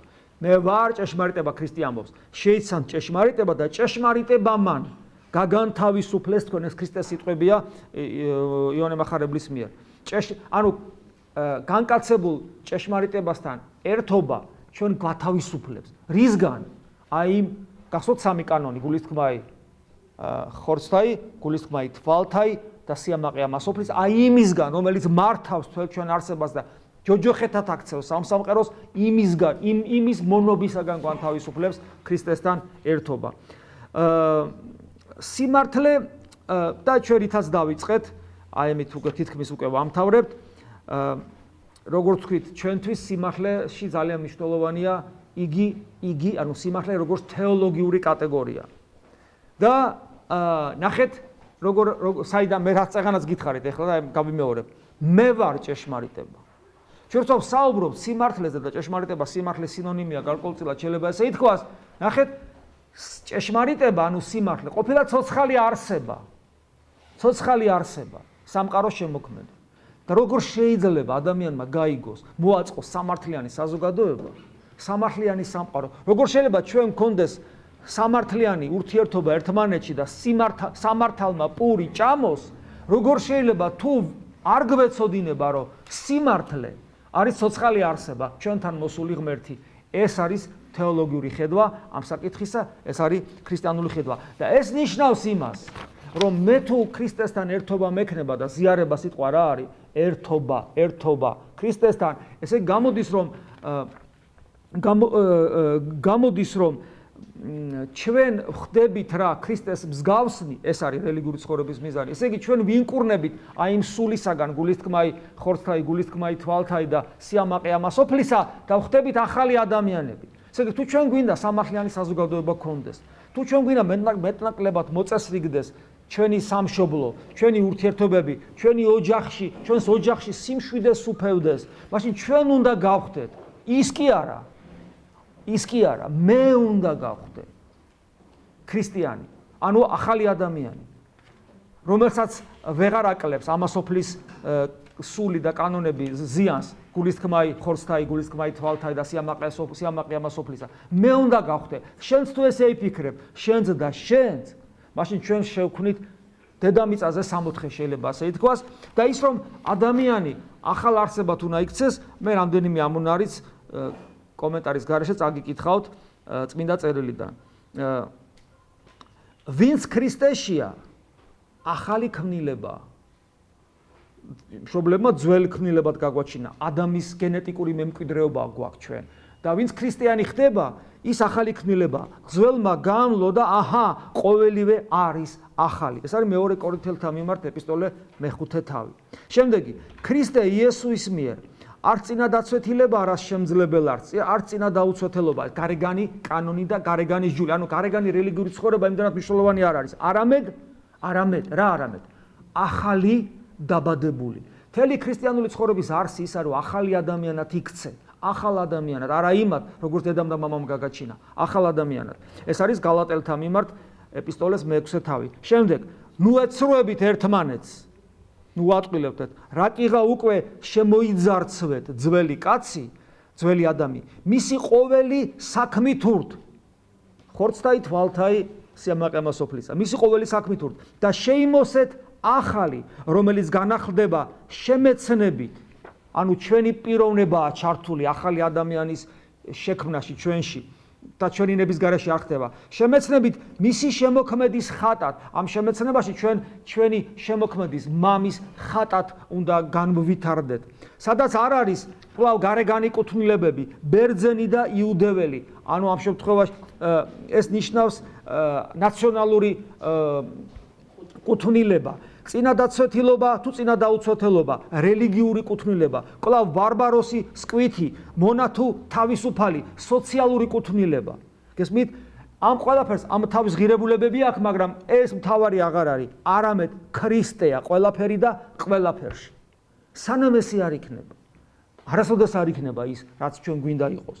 და ეს არის კოლოსელთა მიმართ ეპისტოლე მესამე თავი პავლე მოციქულის და ეს არის ძალიან მცირე ნაწილი უამრავი რაც ამონარიდების უამრავი სიტყვებია წმინდა წერილთან ამასთან დაკავშირებით და ეხლა არის სიტყვები ეს არის იოანეს გამოცხადებიდან აპოკალიფსიდან ბოლო წიგნი ბიბლიასი რომელ სიტყვებსაც ისევ მელ გიბსონის ფილმში გახსოვთ ერთი ადგილი ეპიზოდი როცა ღვთისმშობელი მიდის რომ როგორმე შეხვდეს თავის ძეს რომელსაც ჯვარი მიაქვს გახსოვთ ეს ადგილი როგორ და იოანე მახარებელი ეხმარება როგორ სხვა ადგილებიდან მირბიან და იქ არის როცა წაიქცევა უფალი გახსოვთ და ღვთისმშობელი რომ მიირბენს და რაღაც პატარა ორ სიტყვიანი დიალოგია მათ შორის ზოგიერთ თარგმანში არის ქართულად სხვა ენებზე ზოგში არ არის და არ თარგმნეს ეს ძალიან მნიშვნელოვანი სიტყვებია თათა შორის თეოლოგიურად ძალიან დატვირთულია ეს ფილმი მინდა გითხრათ და აი იქ არის სიტყვები, რომელიც ძალიან მნიშვნელოვანია და რომელიც ზოგიერთ თარგმანში არ არის და ის ებრაულად ამბობს, მაგრამ ჩვენ არ გვესმის, მაგრამ არის ზოგიერთ თარგმანში,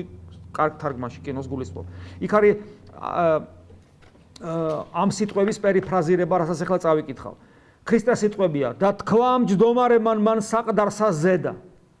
აჰა ესე რა, ყოველსავე, ახალ ვყოფ, ანუ ახალ სამყაროს ქმნის ქრისტე და ეს იწყება ჩვენი ეს არის ის სამყარო, რომელშიც ზეიმობს სიმართლე, ანუ ადამიანად მოსული ღმერთი, იესო ქრისტე. ხო არ დაგღალეთ?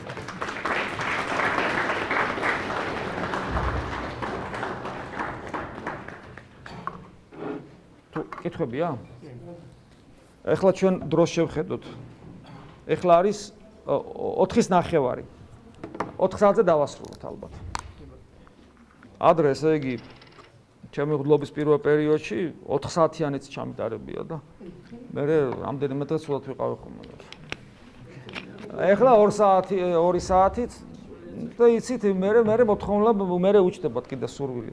თუმცა მინდა ახალგაზრდების ესე იგი საქებრად ვიტყვი რომ აი ესეთი ლექციებიც რო ყოფილა ამდენი ხანი რო გაგზავნო ფეხს არავენ არ იცვლის ხოლმე. იმდენად მოწადინებულია ხალხი ესე იგი რელიგიურ თემებს. და თვითონ რელიგიური თემა აინტერესა, რომ ამბობენ რომ ახალგაზრდები რას გვანან, უყვართ, აინტერესებს.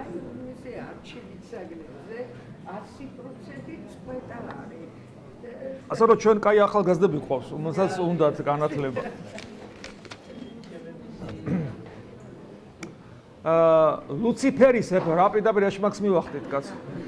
ლუციფერის ეფექტი, ანუ როდესაც ერთ-ერთი ადამიანი თავისი, ფინანსური თუ სხვა ფაქტორებით განიცდის განდიდების მანიას და მოიპოვებს ხალხზე ძალაუფლებას. ვისი ბრალი შეიძლება იყოს ეს მდგომარეობა? ხალხის, ვისაც ამის განხორციელებას ხელი, ვინც ამის განხორციელებას ხელი შეუწყო, თუ თავად პიროვნებას. ორივეს არა?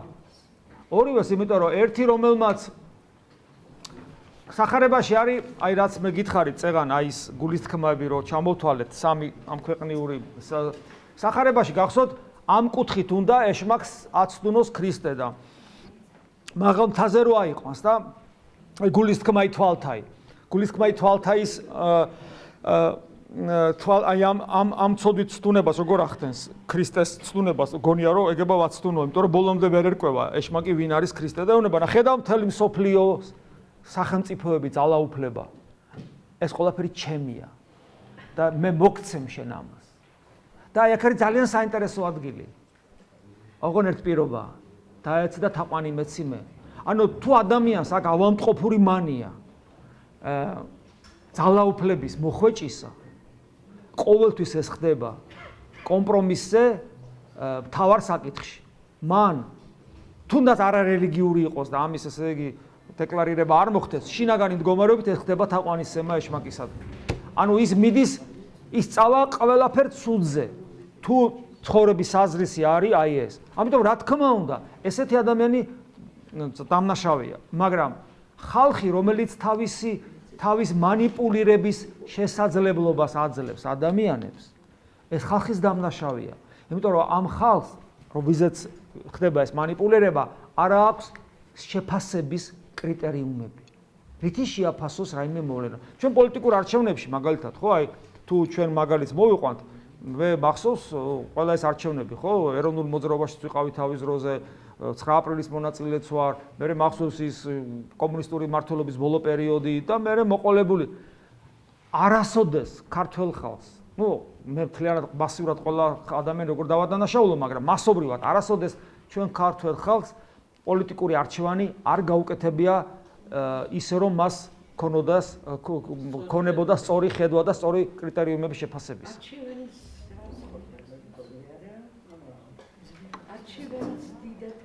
შეიძლება, მაგრამ აი მე მახსოვს ეროვნული აღმავლობის პერიოდში, როცა ეს მართლა გულწრფელი იყო ეს ყველაფერი, მაგრამ მოტივირებული, აბა ჩაგვეკითხა რას თავისუფლება ხო გვინდოდა, მაგრამ რა იყო თავისუფლება, ჩვენ ხო არ ვიცოდი. მე არ ვიცოდი მაგალითად. კი, შეიძლება ჩვენ სიკვდილზე წავსულიყავ, რას ნიშნავს ეროვნული თავისუფლება, რას ნიშნავს? და განადღეს ბევრმა ვიცით. აი პრობლემა ამაშია. ისა, იცი რა ქენი, რო არ იფიქრონ, რომ რაღაცა ინტერესებია, აი ესე გავშალოთ, თვითონ ბილეთებია რა, ეს ვაკეთებ ხო, ბილეთებია. და იქ ავილექტორიზის და აი ესე რომელიც მომხდება. მიწებებულია.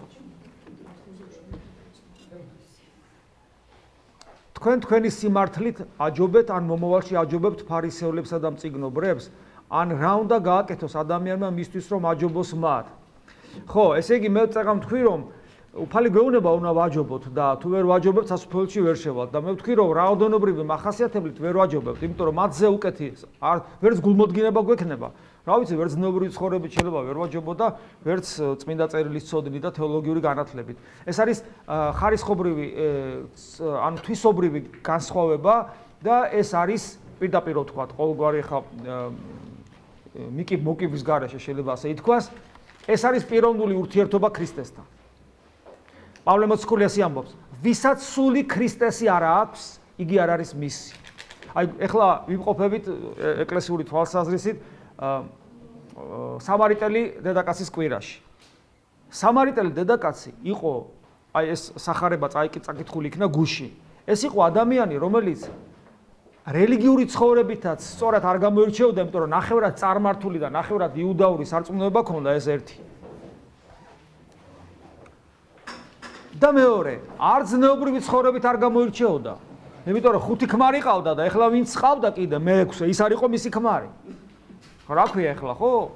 ესია. და მესამე, არც ინტელექტუალური განათლება არ ჰქონდა. ესე იგი, არაფერი არ ჰქონდა, არც რელიგიური, არც ზნეობრივი და არც ინტელექტუალური. არაფერი არ ჰქონდა ამ ადამიანს.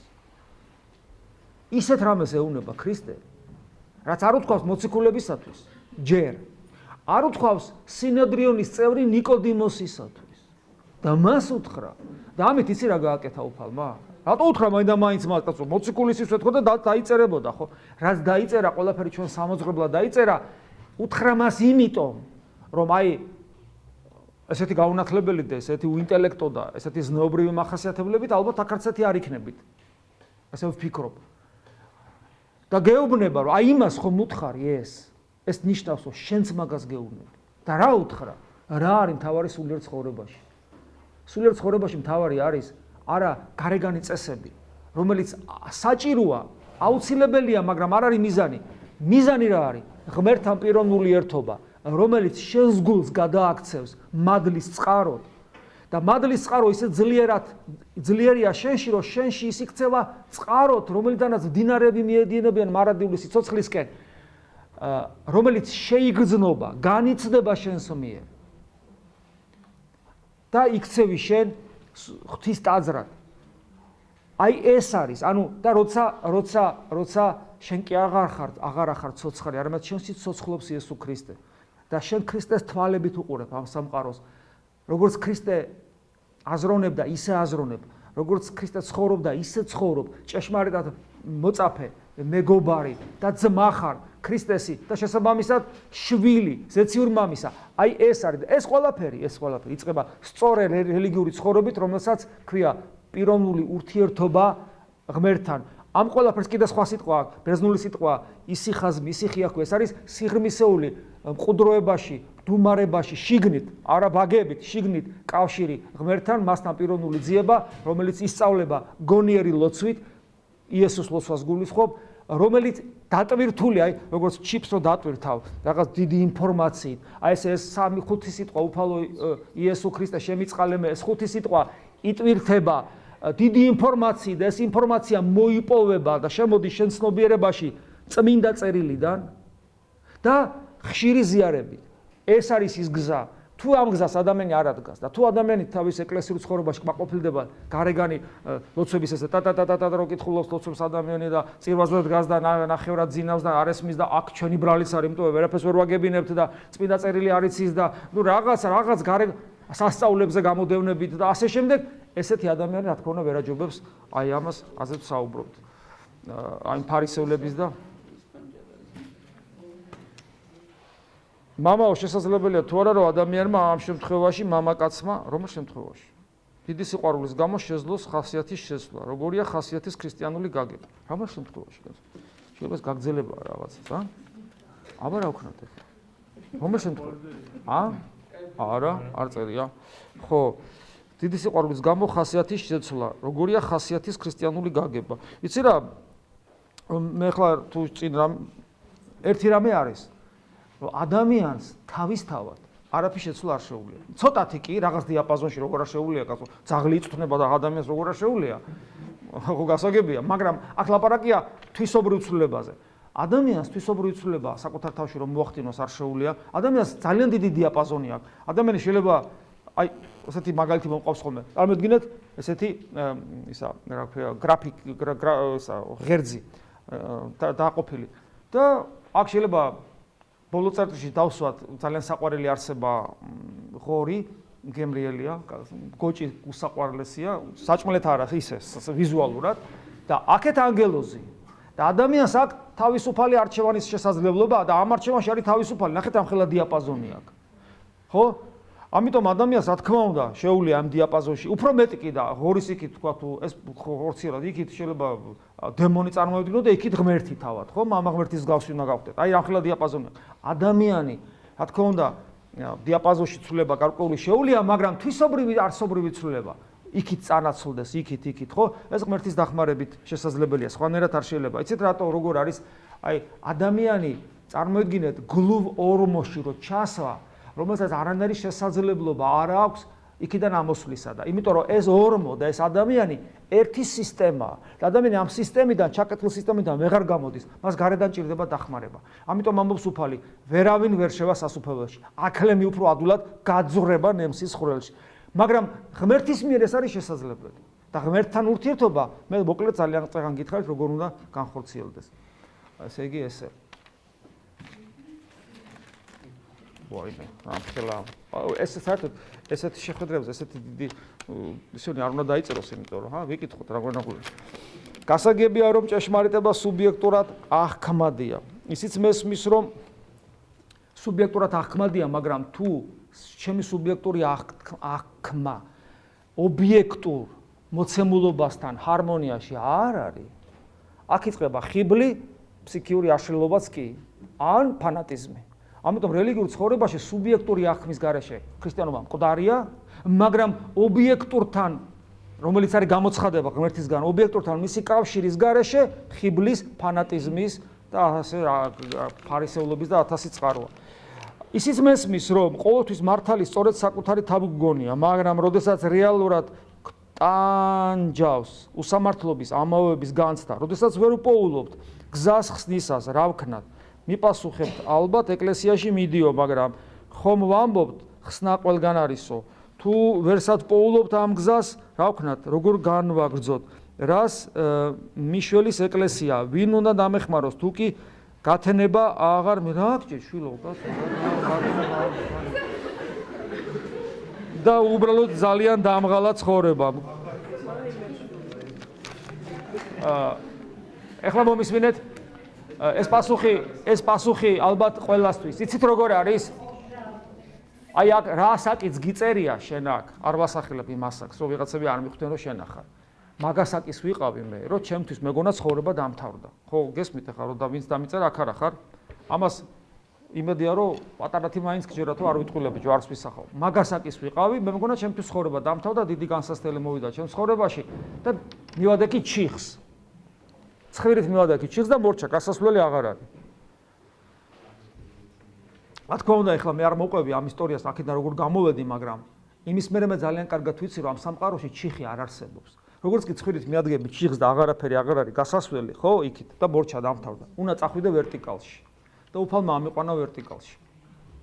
ვერტიკალში არის გამოსავლა. ვერტიკალში მე ახალი სიბრტყეები იწყება. და მე ცხოვრება შემცხოვრებ და იმან თორე მე გავიზარდე ესეთ გარემოში, რომ არც ოჯახში, არც სანათესაოში, არც სამეზობლოში, არც სამეგობროში, არც სკოლაში, არც უმაღლეს სასწავლებელი, 20 წლისამ დავამთავრე უმაღლეს სასწავლებელი. არსად ღმერთის შესახებ სიტყვა ღმერთი დადებით კონტექსტში არ მქონა გაგონილი. არსად. ხო, ესია, მე ხრუშოვს მოვესწარე, კაცო, ხრუშოვს მოვესწარე. აქ რო იყო ჩამოსული ხრუშოვი, მე მაშინ აქ 1 წლის ვიყავი თუ 2 წლის. ანუ მე რის ხმა მინდა რომ ხრუშოვი კიდე სტალინის თანამედროვე წარმოგიდგენთ რა ისავარ იქით, ხო? ანუ რა გარემოში ვიზდებოდი და გესმით, მაგრამ აი იმ განსასწრებმა ღმერთის ძიება დამაწყებინა. 29 წლის ასაკში სწორი წმენა მაპოვნინა. ისიც განსასწრებით მოხდა. მერე უკვე პერიოდულად ხდებოდა ღვთლობაში ძალიან მძიმე განსასწრებელი მქონდა. რამდენჯერმე და ყოველი ეს განსასწრელი რომ მეგონა რომ ჩიხი იყო და მთავრდებოდა ახალ საფეხურზე ამყავდი უფალს და ესეთი განსასწრებელი არის სულიერი ცხოვრების თვალსაზრისით ძალიან საინტერესო. იმედი არ უნდა დაკარგო. ახლა რაც შეეხება ეკლესია კნინობით კონტექსტში ყავს მოხსენებული რამდენჯერმე. ეს იმიტომ რომ ეკლესიის შესახებ ეკლესია არ ვიცით რა არის. ჩვენ მგონია რომ ეკლესია არის რელიგიური ორგანიზაცია. არ არის ესე. ეხლა ეკლესიას ტაძარსაც უწოდებენ. აი შევედი ეკლესიაში და გულისხმობს ტაძარში შევედი, მაგრამ მე ნახეთ ქრისტეს სიტყვებს გაგახსენებ. ღმერთი, რომელიც ადამიანს მოვიდა რას ამბობს? და მე აღვაშენებ ჩემ ეკლესიას.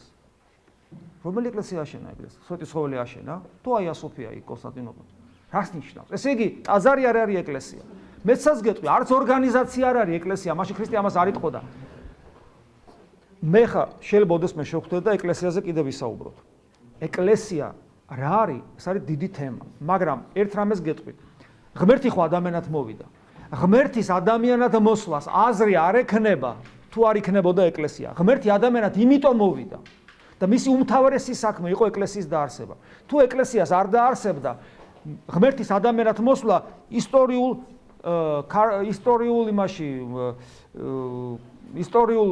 წარსულში სადღაც ჩაიკარგებოდა როგორც ლამაზი ფაქტი და მორჩა მეტი არაფერი. არანაირი გავლენა მას ჩემზე არ ექნებოდა. პავლე მოციქული ამბობს, ეკლესია ქრისტეს მისტიური სხეულია. და მეცაც გეტყვით, რომ ადამიანი რო ღმერთთან, მამა ღმერთის შვილი გახდეს და ჩვენი სამშობლო არის მამის წიაღი. სამოთხე არის მამასთან ყოფნა, სამყაროს შემოქმედ მამასთან ყოფნა და მისი შვილობა. და ეს შვილობა არის არა ისეთი შვილობა, ხვლიკიც რო ღმერთის შვილი, ამიტომ რომ ღმერთმა ხვლიკით შექმნა. არამედ თითქმის არსობრივი შვილობა, თითქმის, იმიტომ რომ ბოლომდე შვილი ძეღმერთია. თითქმის არსობრივი. ამასაც არ განმარტავ, რას ნიშნავს ეს რა დიადი მოცემულობაა. და გეტყვით, რომ ეკლესიის გარეშე ეს არის შეუძლებელი. გაგახსენებთ სიტყვებს უფლისას, ჩემს გარეშე ქრისტე ამბობს. ვერავინ მივა მამასთან. ეს არის არაუბრალოდ ზნეობრივი მაგალითის მოცემა ქრისტესაგან და თეოლოგიური სწავლება ქრისტესგან. განა ის რაც ქრისტემ გვასწავლა, მაგას ვერ გვასწავლიდა რომელიმე წინასწარმეტყველი, ახალი ესაია, ახალი ერემია, ახალი მოსე მოვიდოდა, ახალი აბრაამი და გვასწავლიდა, არა. ქრისტე არ არის წინასწარმეტყველი. რაღაც გაგებით არის, მაგრამ ამ სიტყვის დიდი ნიშნულობით ქრისტე ღმერთია. ქრისტე რო წინასწარმეტყველი იყოს, მაშინ იცით რა იქნებოდა ჩვენი სარწმუნოება. დღეს ესე იცხოვრე, აი როგორ ცხოვრობ და ხვალე რო გარდაიცვლები, 60-ში შეიძლება შეხვიდე. ყველა რელიგიაში ესეა. დღეს შენ იცხოვრე, თქვა, იგივე ისლამში იცხოვრე, ღვთის კანონები აღასრულე, ღვთის მეგობარი გახდები და შეხვალ 60-ში. ქრისტიანობაში ესე არ არის. ესე რომ იყოს, ქრისტე იქნებოდა წინასწარმეტყველი, როგორც მუჰამედი მაგალითად. ქრისტე არის ღმერთი. და რადგან ღმერთია, და რადგან ის დღეს შენ დღეს მასთან ერთობის შესაძლებლობა გაქვს, ამიტომ ქრისტე დღესვე გამყოფებს შენ 60-ში. ეს არის ის მდგომარეობა გულისა, რომელიც ჩვენ აიწყება რო გითხარით, მადლის წარმოგიდგენიათ? სახარებაში არის ესეთი ადგილი, რომ ის ვისაც ქრისტე უყვარს და წამს, ესეთ ადამიანს მამა ღმერთი შეიყვარებს. მერე ქრისტე კიდე მამა ღმერთს კიდე სთხოვს და ასევე სული წმინდა ღმერთიც მოვა და ქრისტე ამბობს ესეთ რაღაცას. ესეთი ადამიანის გულში მამა ღმერთი, ძე ღმერთი და სული წმინდა ღმერთი დამკვიდრდება და ეს არ არის მეტაფორა. ვიღაცა ამბობს, კითხვას უავს, რომ კი, მაგრამ ღმერთი როგორ ჩაეტევაო შენ გულშიო და გრიგოლ ნოსელი ამბობს საოცარ რაღაცა. ღმერთს ხორცი კი არ აქვს და სხეული ჩაეტიოს ან არ ჩაეტიოსო. გესმის? ხო ხვდებით რა სიღრმეებზია საუბარი და სიმონ ახალი ღვთისმეტყველი ამბობს, ესეთი ადამიანის გული და ზეცა არ განსხვავდება ერთმანეთისაგან. იმიტომ ამბობს უფალი სასופველი გულში ეძებეო და იგივე სიმონ ახალი ღვთისმეტყველი ამბობს, რომ ესეთი ადამიანის გულიდან კიბი აღვალს მარადიულ სიცოცხლეში. გესმის და ანუ რას ნიშნავს? ეს ნიშნავს იმ აი ჯვარცმოვას აღსრულება. დღეს ჩემთან იქნები 60-ში. დღეს ჩემთან იქნები 60-ში. დავაზაკი ჯვარზია ამ დროს. რას ნიშნავს? ეს ნიშნავს, რომ ქრისტე უბრალოდ წინასწარმეტყველი კი არ არის, რომ ხვალე შენ დღეს ესე იცხოვრე და ხვალე ყველაფერი კარგად იქნება, რომ გარდაიცვლები. დღესვე იქნება. ეს შინაგანი ცხოვრება როცა დაიწყება და ეკლესიის გარეშე ეს არ ხდება. აი რატო არ ხდება ეკლესიის გარეშე ეს უკვე სხვა თემაა. და როგორც კი შენ ეკლესიას ესე შეხედა, როგორც კი შენ ეკლესიაში ესე შეხვალ, ეკლესიაში სიარული შეუძლებელია. ეკლესიაში ცხოვრება შეუძლებელია. ეკლესია თავად უნდა გახდეს შენ მისი, აი როგორც რამდენი უჯრედი აქვს ადამიანს, ხო? შეიძლება ხა უჯრედმარულ ლაპარაკი იცოდეს, რომ მე ხლა ამ სხეულში მოვედი, მერე წავედი, შევედი, გამოვედი. ხო? ის მასში ცხოვრობს და მისი ნაწილია ორგანული. ეს არის. და ეს ვისი სხეულია და ასე შემდეგ, ქრისტეს სხეულია. რატომ არის ქრისტეს სხეული? მოკლედ, მე მის თქვა მინდა რომ შე რო თქვი კრინობით ფორმაში, რა ეკლესია რას მიშველის, რას ქვია არ გიშველის. როგორ შეიძლება, აი წარმოგიდგენია, რომ ქრისტეს არსობრივი ნაწილი გახდე, ღმერთი შენთან შემოვიდეს, შენში ღვთის სული იყოს, შენ ქრისტეს თვალები დაიწყო ამ სამყაროს დანახვა და არ გეშველოს, რას ლაპარაკობ?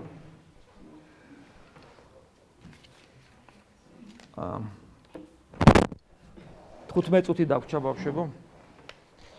რას გვეტყვით სისხლიან მსხვერპლ შეწირვაზე? უნდა ხდებოდეს თუ არა ეს და რატომ? გააჩნია რა შემთხვევაში, თუ გოჩს დავკლავ და შევბრაცავ. ხუმრო. ეს არის დაუსრულებელი, დაუმთავრებელი წარმართობა საქართველოში რა. მთელი ჩემი არსებით ვებრძვი როგორც ღვთელი ამას. ამას რომ მოგიყვეთ, ერთ-ერთ შეხვედრაზე მე ეს მოვყევი, იმიტომ რომ ეს იყო საოცრება და მაპატიეთ თუ ვინმესთვის გამეორება იქნება, ვიღაცამ ეს მოისმინა ინტერნეტში ჩვენ საიტზე, ან ვიღაცა იმ ლექციაზე იყო სხვაგან. ესე იგი ვარს პატრიარქთან ჩამოსულია ვიღაც ამერიკელი სასულიერო პირი, პატრიარქთან შევახვედრო და ვარ სიონში მსახურებაზე. ოღონდ მე არ ვწირავ, ჩვენ დილას ვწირეთ ადრე და წავედი ახლა იქ წირვა მიდის და მოკლედ ამის ორგანიზებას უწყობ ხელს. პატრიარქის საკურთხეველშია და მე ხა იქ რაღაც ჩავაბარე ეს ადამიანის ხვას და გარეთ ვძივარ. სიონში იცით ეზოებია, სკამებია და ეხლა ნაზიარები კაცი, ნაწირავი კაცი, რაღაც შინაგანი ნეტარება მაგრამ ჩემთვის ძალიან კარგად და არაფერი არ მაწუხებს, ვემალები ხალხს, იმიტომ რომ ზედმეტად არ შემაწუხონ და ჩემთვის ვძივარ. უცებ ყურადღება მიიქცია, ბუნებრივია მიიქცევდა, იმიტომ რომ მოვიდა კაცი იყო, ქალი და დაახლოებით ჩემი ასაკის, იყვნენ ახალგაზრდები, მეტყობა მათი შვილები და კიდე პატერები შვილიშვილი რაღაცა ეს. და მოიყვანეს ორი ულამაზესი ცხვარი და 2 თუ 3 ქათამი. პატარებში საყვარელი დედლები იყვნენ, ვარიები, პატარები. და მიიქცია ყურადღება რამ რომ, ესე იგი ეს კაცი ემორჩილებოდა ცოლს. ეს ქალი არიგებდა ყველაფერს და ეხმარებოდა. ესე იგი ეს ჯერ ეს ცხვარი შემოატარეს ამ კაცს. და მე თვითონაც შემოიტარა ეს ცხვარი. სამჯერ აბა როგორ და ამ ბავშვებსაც. ეს ცხრები ხო ესე საცოდავად. და მე ეს ქათმები თავზე შემოატარეს. მოკლედ ყველა მე ეს ყველაფერი გააკეთეს. ეს ამათ ხელი გაუშვეს. ეს ცხვრები და ქათმები დამთხალები იყვნენ და გაიმართნენ, კაი, მამა პაპური, კაი, ჯვარი გამოისახეს, აი ეს ეკნევს და წავიდნენ. გადავირია. ეხსუნანო რო არ გადავიღე რა, ტელეფონი მქონა, გადამეღო რა, ეს რა. ეს რა, ეხლა მე რასაც ყვებით, ეს კიდე თქვენ გონიათ რომ ვაშარჟებ. ვერ ყვები კიდე იქ რას რა. და მე ეხლა მაყვირდები ეს ცხვრებით განა და ქათმებით განა და არ ინძრევიან.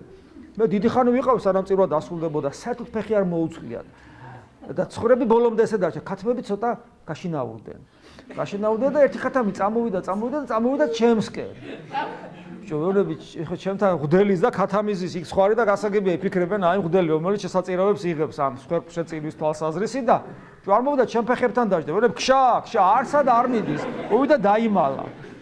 ეთქობა იფიქრე ეს მე არ შემდგამსო და აი ესეთი სიტუაცია. წარმოიდგინეთ ეს არის კატასტროფა.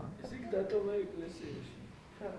დატოვა ხომ მე მოვიდნენ ვიღაცები წაიყვანეს მაგრამ ანუ ეს რა საშინელი სანახავი იყო გადავირია და მე პეჯვარს რომ გამოისახეს. ნუ რა ვქნათ აი და იცით რა ძნელია ბატონო? ესეთი ტექსტი. წირა უფალო ოღონდ მე შენეშებისროლე. აჰა შენ. თან ეს რიტუალური მხარე რა. ეს სხვართან ცხვრები ჯიუტობდნენ გაიგე როგორ არ უნდა და ასე რომ ეს არის პრობლემა ჩვენი ეროვნული პრობლემა. მაგრამ ერთი რამეა კიდე მინდა გითხრათ რომ წარმართული სულისკვეთება მარტო ცხვრის და ქათმის შეწირვაში არ ვლინდება. ეს ვლინდება ბევრ სხვა რამეშიც. არასწორ აი კითხვა რომ დავსვათ ესე. რა არის ლოცვის, რა უნდა იყოს ლოცვის мотиваცია? როგორც კი ჩვენ ამას კითხვას დავსვათ, მე ვფიქრობთ ხოლმე რომ რაღაცას ვთხოვთ სულ ღმერთს. და სინამდვილეში უფალი ამას წარმართობას უწოდებს. სახარებაში არის ესეთი ადგილი, რომ თქვენო უმრავალ სიტყვაობთ, როცა ღმერთს რაღაცას ევედრებითო, წარმართებივითო. იმათ გონიათო წარმართებს, რომ რაც მეც თხოვ, ეს მინდა, უფრო მეტად გაიგონებსო. ხოლო თქვენო იცოდეთ, რომ სანამ თქვენ ამას იტყვით, თქვენ ხო ღმერთის შვილებად, ქრისტიანი არის ღმერთის შვილი. სანამ იტყვით ღმერთმა, იცის შე რა გჭირდება. იცის. აბა როგორ ვილოცოთ? კითხვას ვავე და მე ასწავლის მამაოჩონოში არც ერთი მიწიერი საფრთხე არ არის. მამაოჩონო ცალკე თემა, ცალკე შეხვედრის თემა. არც ერთი საფრთხე მამაოჩონოში არ არის მიწიერი. გესმით? ეს არის ჩვენი ღმერთის შვილობის რეალიზებას თხოვ. და მოკლედ რომ ვთქვა, ლოცვის мотиваცია თავარი არის არა ღმერთო რაღაცა შენგან მინდა. არა აი უძღებიშვილის იგავი გახსოვთ? უფროსი და უძღებიშვილი და უძღებიშვილობა რა არისო მთელი ცხოვრება გემსახურება ერთ-ერთი ციკანი ვერ მომეციო და გახსოვთ მამის გაკვირებული პასუხი შვილო რა ციკანი ბიჭო რის ციკანი ყველაფერი რა ჩემია შენია გახსოვთ ქრისტეს ლოცვა გეციმანიაში ჩემი ყოველი ზეცურ მამას შეუნება ჩემი ყოველი შენი არს და შენი ყოველი ჩემი არს აი ამის ასოციაციას ტოვებს შვილო რაც ჩემია ყველაფერი შენი არ არის რა ციკანი კაცო ანუ ყველაფერი ღმერთის არის ჩვენ შვილები ვართ ღმერთის და ლოცვის мотиваცია არის უფალო შენთან ყოფნა მინდა მე და მომყავს ხოლმე ხშირად კონკიას მაგალითი კონკია ხო იცით სამი კაკალი კონკიას ხო იცით კინოებიც არის იცით კაცო ხო ეხლა უყურეთ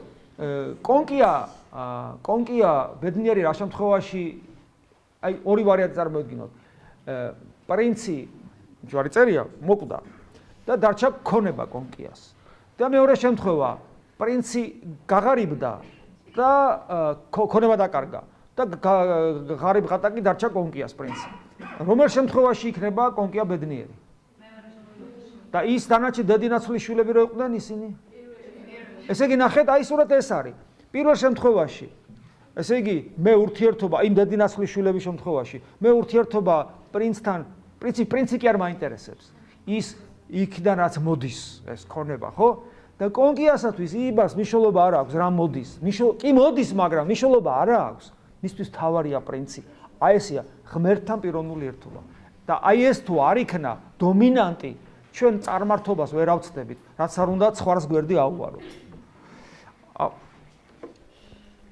10 წუთი დაგვრჩა აფხაზეთში ქართული გუმბათის ეკლესიას ვაშენებთ აქ გვაბრალებენ რომ თუ რუსთან არ ახარ შეკრული როგორ აშენებთო მოღალატეებად გამოგვიყვანეს, ამას ჩვენ ქრისტიანებმა რა პასუხი გავცეთ. საერთოდ როგორც კი იტყვი, რომ ოჯახის ერთგულებაზე ვისაუბრებთ, ზნეობრივი ნორმების დაცვაზე ვისაუბრებთ, როგორც კი კაცი რო კაცი უნდა იყოს და ქალი რო ქალი რო უნდა იყოს, ამაზე რო ვისაუბრებთ, როგორც კი მართლმადიდებლობაზე ვისაუბრებთ, იმ წამს რომ ესე რუსოფილი ხარ რო გვეუბნებიან და მოეხლა რა გავაკეთოთ, როცა ადამიანები ესე უკვე ღმერთად აზროვნებენ.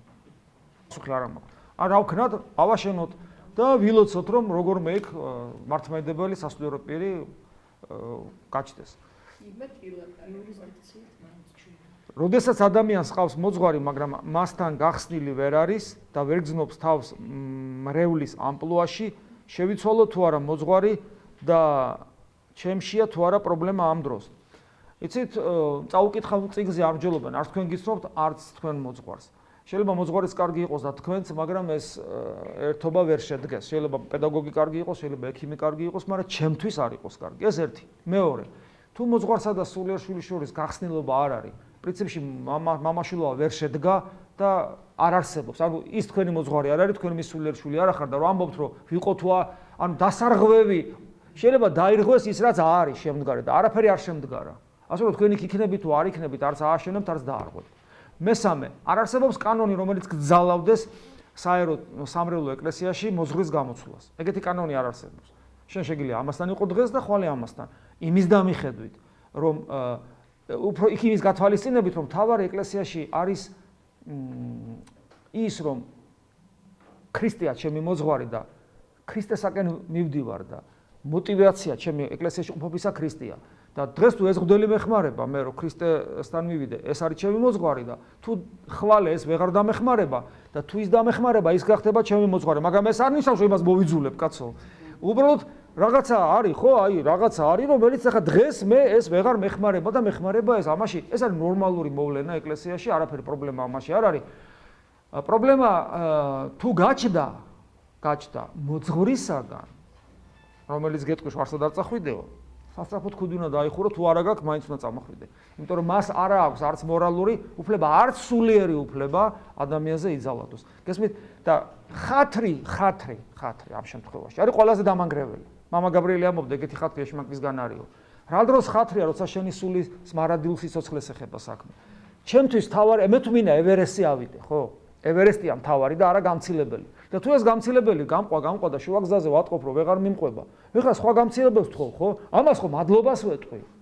მაგრამ ახლა ვეღარ ავყვა და თუ აკევი, შეიძლება შენ და ჩავიჩეხო და მოდი ეხლა ამას გავყვები. ხო შეიძლება? გესმით? ეს არის და ამიტომ გაგითხრათ აბა. ეს ისე წაუკითხავ წიგნზებეთ, იმიტომ რომ მე არ თქვენ არ გიცნობთ, არც თქვენ მოძღვარს. თუ მრევლის შეიძლება ჩაატაროთ ექსპერიმენტი. ექსპერიმენტი ჩაატაროთ, უთხრათ თქვენს, ეხლა შეიძლება არაფერი არ უთხრა და ისე წამოხვიდე. კანონიკური დარღვევა ეს არ იქნება. მაგრამ იქნება ადამიანური ისა, ხო, ეხლა კანონიკურად არ დაარღვევ, რომ აღარ მიხვიდე და წახვიდე სხვაგან, მაგრამ ადამიანზე ხვალე შეგხვდება, რომ ხო რაღაცა ხო გასწავლა, უხერხულია, ხო? ადამიანური ურთიერთობები ხო არ უნდა დავანგრიოთ, ეთქვი, რომ ისე გავიყინე მამაო, რაღაც ვერ ვითარდები და მოდი ექსპერიმენტის სახით აბა მოვსინჯავ, ეხლა იქ ვნახავ, მე იქ ვნახავ და აი და მორჩა. სრული უფლება გაქვს და ვინც კი ამის შეზღუდვას შეეცდება, შენი მტერი ხდება. თუ მრევლის ეკლესიური ცხოვრება შემსუბუქდა, ან ისეთივე მნიშვნელობა აღარ აქვს, როგორც ადრე, მის განსამტკიცებლად რა უნდა აკეთოს. ეს არის გავრცელებული ტენდენცია, როცა ადამიანები ნეოფიტობის პერიოდში იწყებენ გულმხურვალე სულიერ ცხოვრებას და მერე გრილდებიან სარწმუნოებაში, როგორც წესი, 95%-ს მრევლისას ეს ემართება. ყველას ემართება ეს. და სამწუხაროდ ესეთაც რჩება მერე მათი მდგომარეობა. ამას მრავალი მიზეზები აქვს და ერთ-ერთი ყველაზე მნიშვნელოვანი ხა დრო ცოტა გვაქვს, ეს არის სწორედ არა ესე იგი, ქრისტიანის ცხოვრება ხშირად იწყება სასკოლო ქრისტიანობით.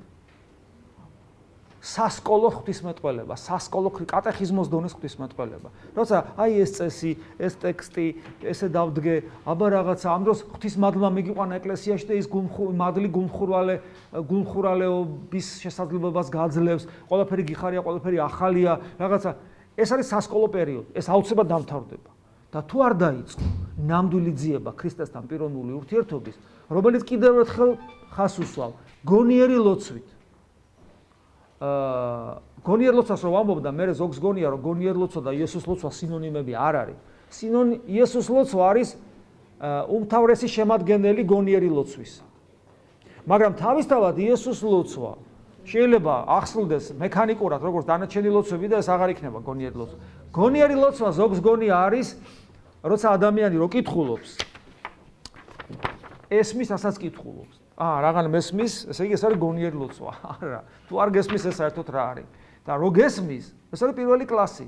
ბავშვი ხა სკოლაში რომ მიდის ხო აიას და რაღაცას იმას ნუ ესმოდეს, ხო რასაც ამბობს. ანუ ეს არ არის გონიერი ლოცვა, რო გესმის ასაც კითხულობს. ეს სხვა რაღაცა არის, ეს ალკე თემაა კიდე. და კიდევ ვიმეორებ, აი ცოცხალი მადლის მოხვეჭა. სერაფიმ ესაროველი სიტყვები ყველას გაგვიგია. ეკლესიური ცხოვრების მიზანი არის მადლის მოხვეჭა. ეს რა მეტაფორაა, ეს რა სხვებისთვის არის, ჩემთვის არ არის, გესმით? ანუ ეს სიღრმე თუ არ მიეცა, დარჩები ნეოფიტობის პერიოდში აუცილებლად შემოქმედებითი მარცვალი იკარგება. ლოცვა არის დაუსრულებელი შემოქმედებითი პროცესი. სინანული არის დაუსრულებელი შემოქმედებითი პროცესი. ეს თუ არ იქნა, ადამიანს ბეზდება და ანებებს თავს სულიერ ცხოვრებას და ხდება გუგრილი. ხოლო შემოქმედებითი პროცესი მხოლოდ მაშინ ჩდება, როცა პიროვნული ურთიერთობის ცვლილება იწყება ღმერთთან. ამ დროს წესი, კანონი, ფორმალური ტექსტის კითხვა, ეს ყველაფერი თუ გადასაყრელი არ არის, მე ასეხარისხოვანია, სხვა რაღაცები იწყება იქ. და სხვა რაღაცები თუ არ დაიწყო, აუცილებლად იწყება გაგრილება. აუცილებლად იწყება ერთი ღა დარჩა, ხო? აბა ეხლა ვის გავუმართლა? როგორ გავემიჯნოთ ცოდვას? ძაღლი რომ მოგზდებს ასაკეთებ. კვილებს ხო არ უთვარიელებს შიგადაში, გაბა როგორი კვილებია. უნდა შეასწრო იქ, სადაც ვერ მოგწდება. ცოდვა არის აგრესიული და აქტიური ელემენტი ჩვენში შემოსული. ის არ არის პასიური, ეს კი არ დევს, ცოდვა ესე კი არ დევს უბრალოდ, აი ესე დევს. ის აქტიურია. როგორ გავემიჯნო? ის მომდევს. ის ყოველთვის მოძალადია, ყოველთვის აგრესიულია. უნდა გაექცე. სადაც ვერ მოგწდება. სად შეიძლება ვერ მოგწდეს ცოდვა? ხეზე არა, მაგრამ ხეზე არა, მაგრამ კლდეზე, რომელიც არის ქრისტეს სინონიმი. კლდეზე, უფალი ამბობს, უყურეთ და დაარქვით მას სახელი იესო ქრისტეს დაბადება. იესო რამე თუ მან იხსნეს თავისი ერი ცოდვისაგან. იესო ნიშნავს იეშუა, უფრო ასე ჟღერს ებრაულად, იეშუა ნიშნავს მხსნელს. რისგან? ცოდვისგან. ქრისტე არის. როგორ ვიპოვოთ ქრისტე? წაღანას გონიერი ლოცვა, სწორი ურთიერთობა უფალთან და ეკლესიური ცხოვრების ვაკუთხედი, ეკლესიური ცხოვრების ის მარცვალი, რომლის გარშემოც ყველაფერი შენდება, ევქარისტია, ზიარება, ხშირი ზიარება. ხშირი ზიარების გარეშე არაფერი არ გამოვა, ხშირ ზიარებაში გულისხმობ არა მექანიკურად მისვლას და პირის დაღებას, არამედ ხშირ ზიარებაში გულისხმობ, სწორ ცხოვრებას. თუ ადამიანი ღმერთს ეძებს ყოველ დღე, ის შეიძლება ყოველ დღე ზიაროს. თუ ადამიანი ეძებს კვირაში ერთხელ ღმერთს, ის კვირაში ერთხელ უნდა ზიაროს. თუ ადამიანი ეძებს თვეში ერთხელ ღმერთს, თვეში რა უთხარ ისეთ ქრისტიანს, რომელიც კვირაში ერთხელ და თვეში ერთხელ ეძებს ღმერთს, ღმერთს ყოველ წამს უნდა ეძებდი. გესმის და მაშინ ყოველ დღე შეგიძლია. ანუ ეს და ეკლესიაში ზიარება დაკნინებულია. ადამიანები იშვიათად ეზიარებიან. ხშირად მოძღვრების ბრალია, თვეში ერთხელ ეზიარე, ორ თვეში ერთხელ ეზიარე, ხსნილში არ ეზიარო, პრობლემებს უქმნით. თუ არ იმარხული არ ეზიარო, ბიჭო, მარხვა არ არის და რატო უნდა ვიმარხულო? არის რაღაც პრობლემები, რომელიც ჩვენ შევქმნით ხელოვნურად, რომელსაც ეკლესიური კანონებიც კი არ მთავაზობს. პრობლემებს ვქმნით ქრისტესთან ურთიერთობაში. ჩვენი ბრალია სასულიერო პირების. უნდა ეს პრობლემები, ეს ხელოვნური ბარიერები უნდა მოხსნათ. ქრისტე ხელებს გვიშლის და სწორად მივიდეთ მასთან და შესაბამისად უკვე ჩვენში ცოდვა დამარცხდება. ერთი? ყველა საინტერესებს ეგ. ყველას ვიზი მოს? ბევრს საინტერესებს გონი. ეს რას ნიშნავს აფხაზეთში ჯვრების და წმინდანების გამოსახულება, ასევე ბედიაში ჭის წყლის დუღელი. მოკლე პასუხი გინდათ? მოკლე პასუხი არ ვიცი. ვრცელი პასუხი. თუ ღვთისგან არის და ნამდვილია ეს, მაშინ იქაურ ადამიანებს, ვისაც ამასთან შეხება აქვს, ასეთ ადამიანებში ქრისტე უნდა გამოისახოს. ანუ ეს ურწმუნოები მორწმუნეები გახდნენ, მორწმუნეები გულმხურვალენი გახდნენ. გესმით? ეს არის. და თუ ეს არ ხდება, მაშინ რომც ღვთისგან იყოს, არაფრის მომცემი არაა. მე მეცას გეტყვით, ღმერთისგან იყოს კი არა. თავად ღმერთი მოვიდა და იუდამ მის გვერდზე 3 წელიწად ნახევარი იცხოვრა და ვერ მიხვდა ქრისტე ვინ არის. იცით ყველა დიდი სასწაული რა არის? ყველა დიდი სასწაული არის სახარება. მე ტელეფონში მიწერია სახარება სუთანა მაქვს და ესე გავხსნი ხოლმე და სულ აი პაუზა რო აქვს ცხოვრებაში ამ მანქანაში ან ახსარებელი დააგვიანებ ნუ რა ხსნი არსებობს სასკოლო კითხვა სახარების როცა იღებ და ეს გაგიგიათ ალბათ მოძღვრებსაც უთქვიათ ერთი თავი 60 ქულ ერთი თავი სახარება წაიკითხე რომ ყოველდღიური კავშირი გქონდეს და ეს კანონის წესად ეს საწყისად ეს შეიძლება რომ ნუ ნელ-ნელა რაღა მე აუცილებლად იწყება სხვა მომენტი სახარების კითხვისა. აღარ კითხულობ ესე. ერთ თავი 60 ქულ, ერთ თავი სახარება, რომ ყოველდღიურ კითხვაში რაღაცა ცოდნას იღებ. მუხლებად ხოა დაყოფილი. წაიკითხავ ერთ მუხლს სახარებისას. და სანამ მეორე მუხლზე გადახვალ, იწყებ კითხვების დასმას. რა წერია ესა? რას ნიშნავს? რას მეუბნება? რატო მეუბნება? გესმის და იწყებ ანალიტიკურ განხილვას თითოეული მუხლისას. სანამ გეყოფნის იმ მომენტში, სანამ გაძლევს შენი სულიერი და შენი ინტელექტუალური რესურსი. რა მოწურავ, მე გადახვალ სამუხლზე. დაინახავთ რა საოცრება მოხდება. იწყება საოცრად გახსნა, აი ჭანახეთ რა, უძირო ჭა, რომელსაც დუხს კიდევაც არც ძირი არ აქვს, არც თავდება, რაც მეტი წყალია მოგაქვს, უფრო სუფთა და ახალი წყალი ამოდის. დაუსრულებელი სასწაულია. ვერა მოწურავ, ამდენი წელია ვკითხულობ, ყოველდღე გაოცებს. ეს ხო წაკითხული მაქვს. ბიჭო, რა არის? რო ახსნა, რო არ გაგი, აი მაგალითად, შეუძლებელია დოსტოევსკის ამოწურვა. წაიკითხავ, ჩაათავებ ყველაფერს, გავერთ 5 წელი, მე ისევ აიღებ, თითქოს პირველად კითხულობ. მე ისევ შეუძლებელია გალაქტიონის ამოწურვა და ასე შემდეგ. რატო გენიოს ვერ ამოწურავ და ღვთის სიტყვას როგორ ამოწურავ? აი უძიროჭა, აი სასწაული. და მე ესე ხშირად ვეუბნები ხოლმე, როცა თქვა ამ საკითხებს ვჟეოლობ, რომ თუ ქრისტე ვერ დაინახე და ვერ იცანი, როგორც ღმერთი. თეორიულად ახლა მე გეუბნებით, სასკოლო სახელმძღვანელო გეუბნება, სასკოლო ქრისტიანობას, რას ვამბობ? სკოლაში გვასწავლიან. აი გეუბნებით, იესო ქრისტე პიროვნულად არ არის ადამიანი, ის არის ძე ღმერთი, მამასთან და სულიწმინდასთან ერთად სამყაროს შემოქმედი, რომელმაც 2000 წლის წინ ადამიანური ბუნება, ანუ ხორცი და სული მიიღო. ძე ღმერთის ღვთაებრივმა პიროვნებამ მოიცვა ადამიანური ბუნება და ეს არის სწორედ ღმერთის ადამიანად მოსვლა. ანუ იესო ქრისტე რომ მიყურებს, ადამიანური თვალით, ადამიანური ბაგით მესაუბრება, მაგრამ სუბიექტი ვინც არის, ის არის ღმერთის სამყაროს შემოქმედი. ეს არის ის რაც თქვათ სასკოლო სახელმძღვანელოთი გეძლევა. ეს თქვენ გონიათ საკმარისია, რომ ქრისტიანი იყო? აჰა, მითხარი, გავიგე, ნუ მჯერა, კი ბატონო, ლამაზია, კარგია. შენ ქრისტეს სიტყვებიდან გამომდინარე და მისი მოქმედებებიდან გამომდინარე. არა ამითი მხოლოდ, არამედ შენი შინაგანი სამყაროთი უნდა იცნო, მიხვდე, რომ ღმერთი გელაპარაკება და შენ ცხოვრებას ცვლის ღმერთი. ღმერთი როგორ შეიძლება ღმერთმა სიტყვა გითხრას და შენი ცხოვრება არ შეიცვალოს.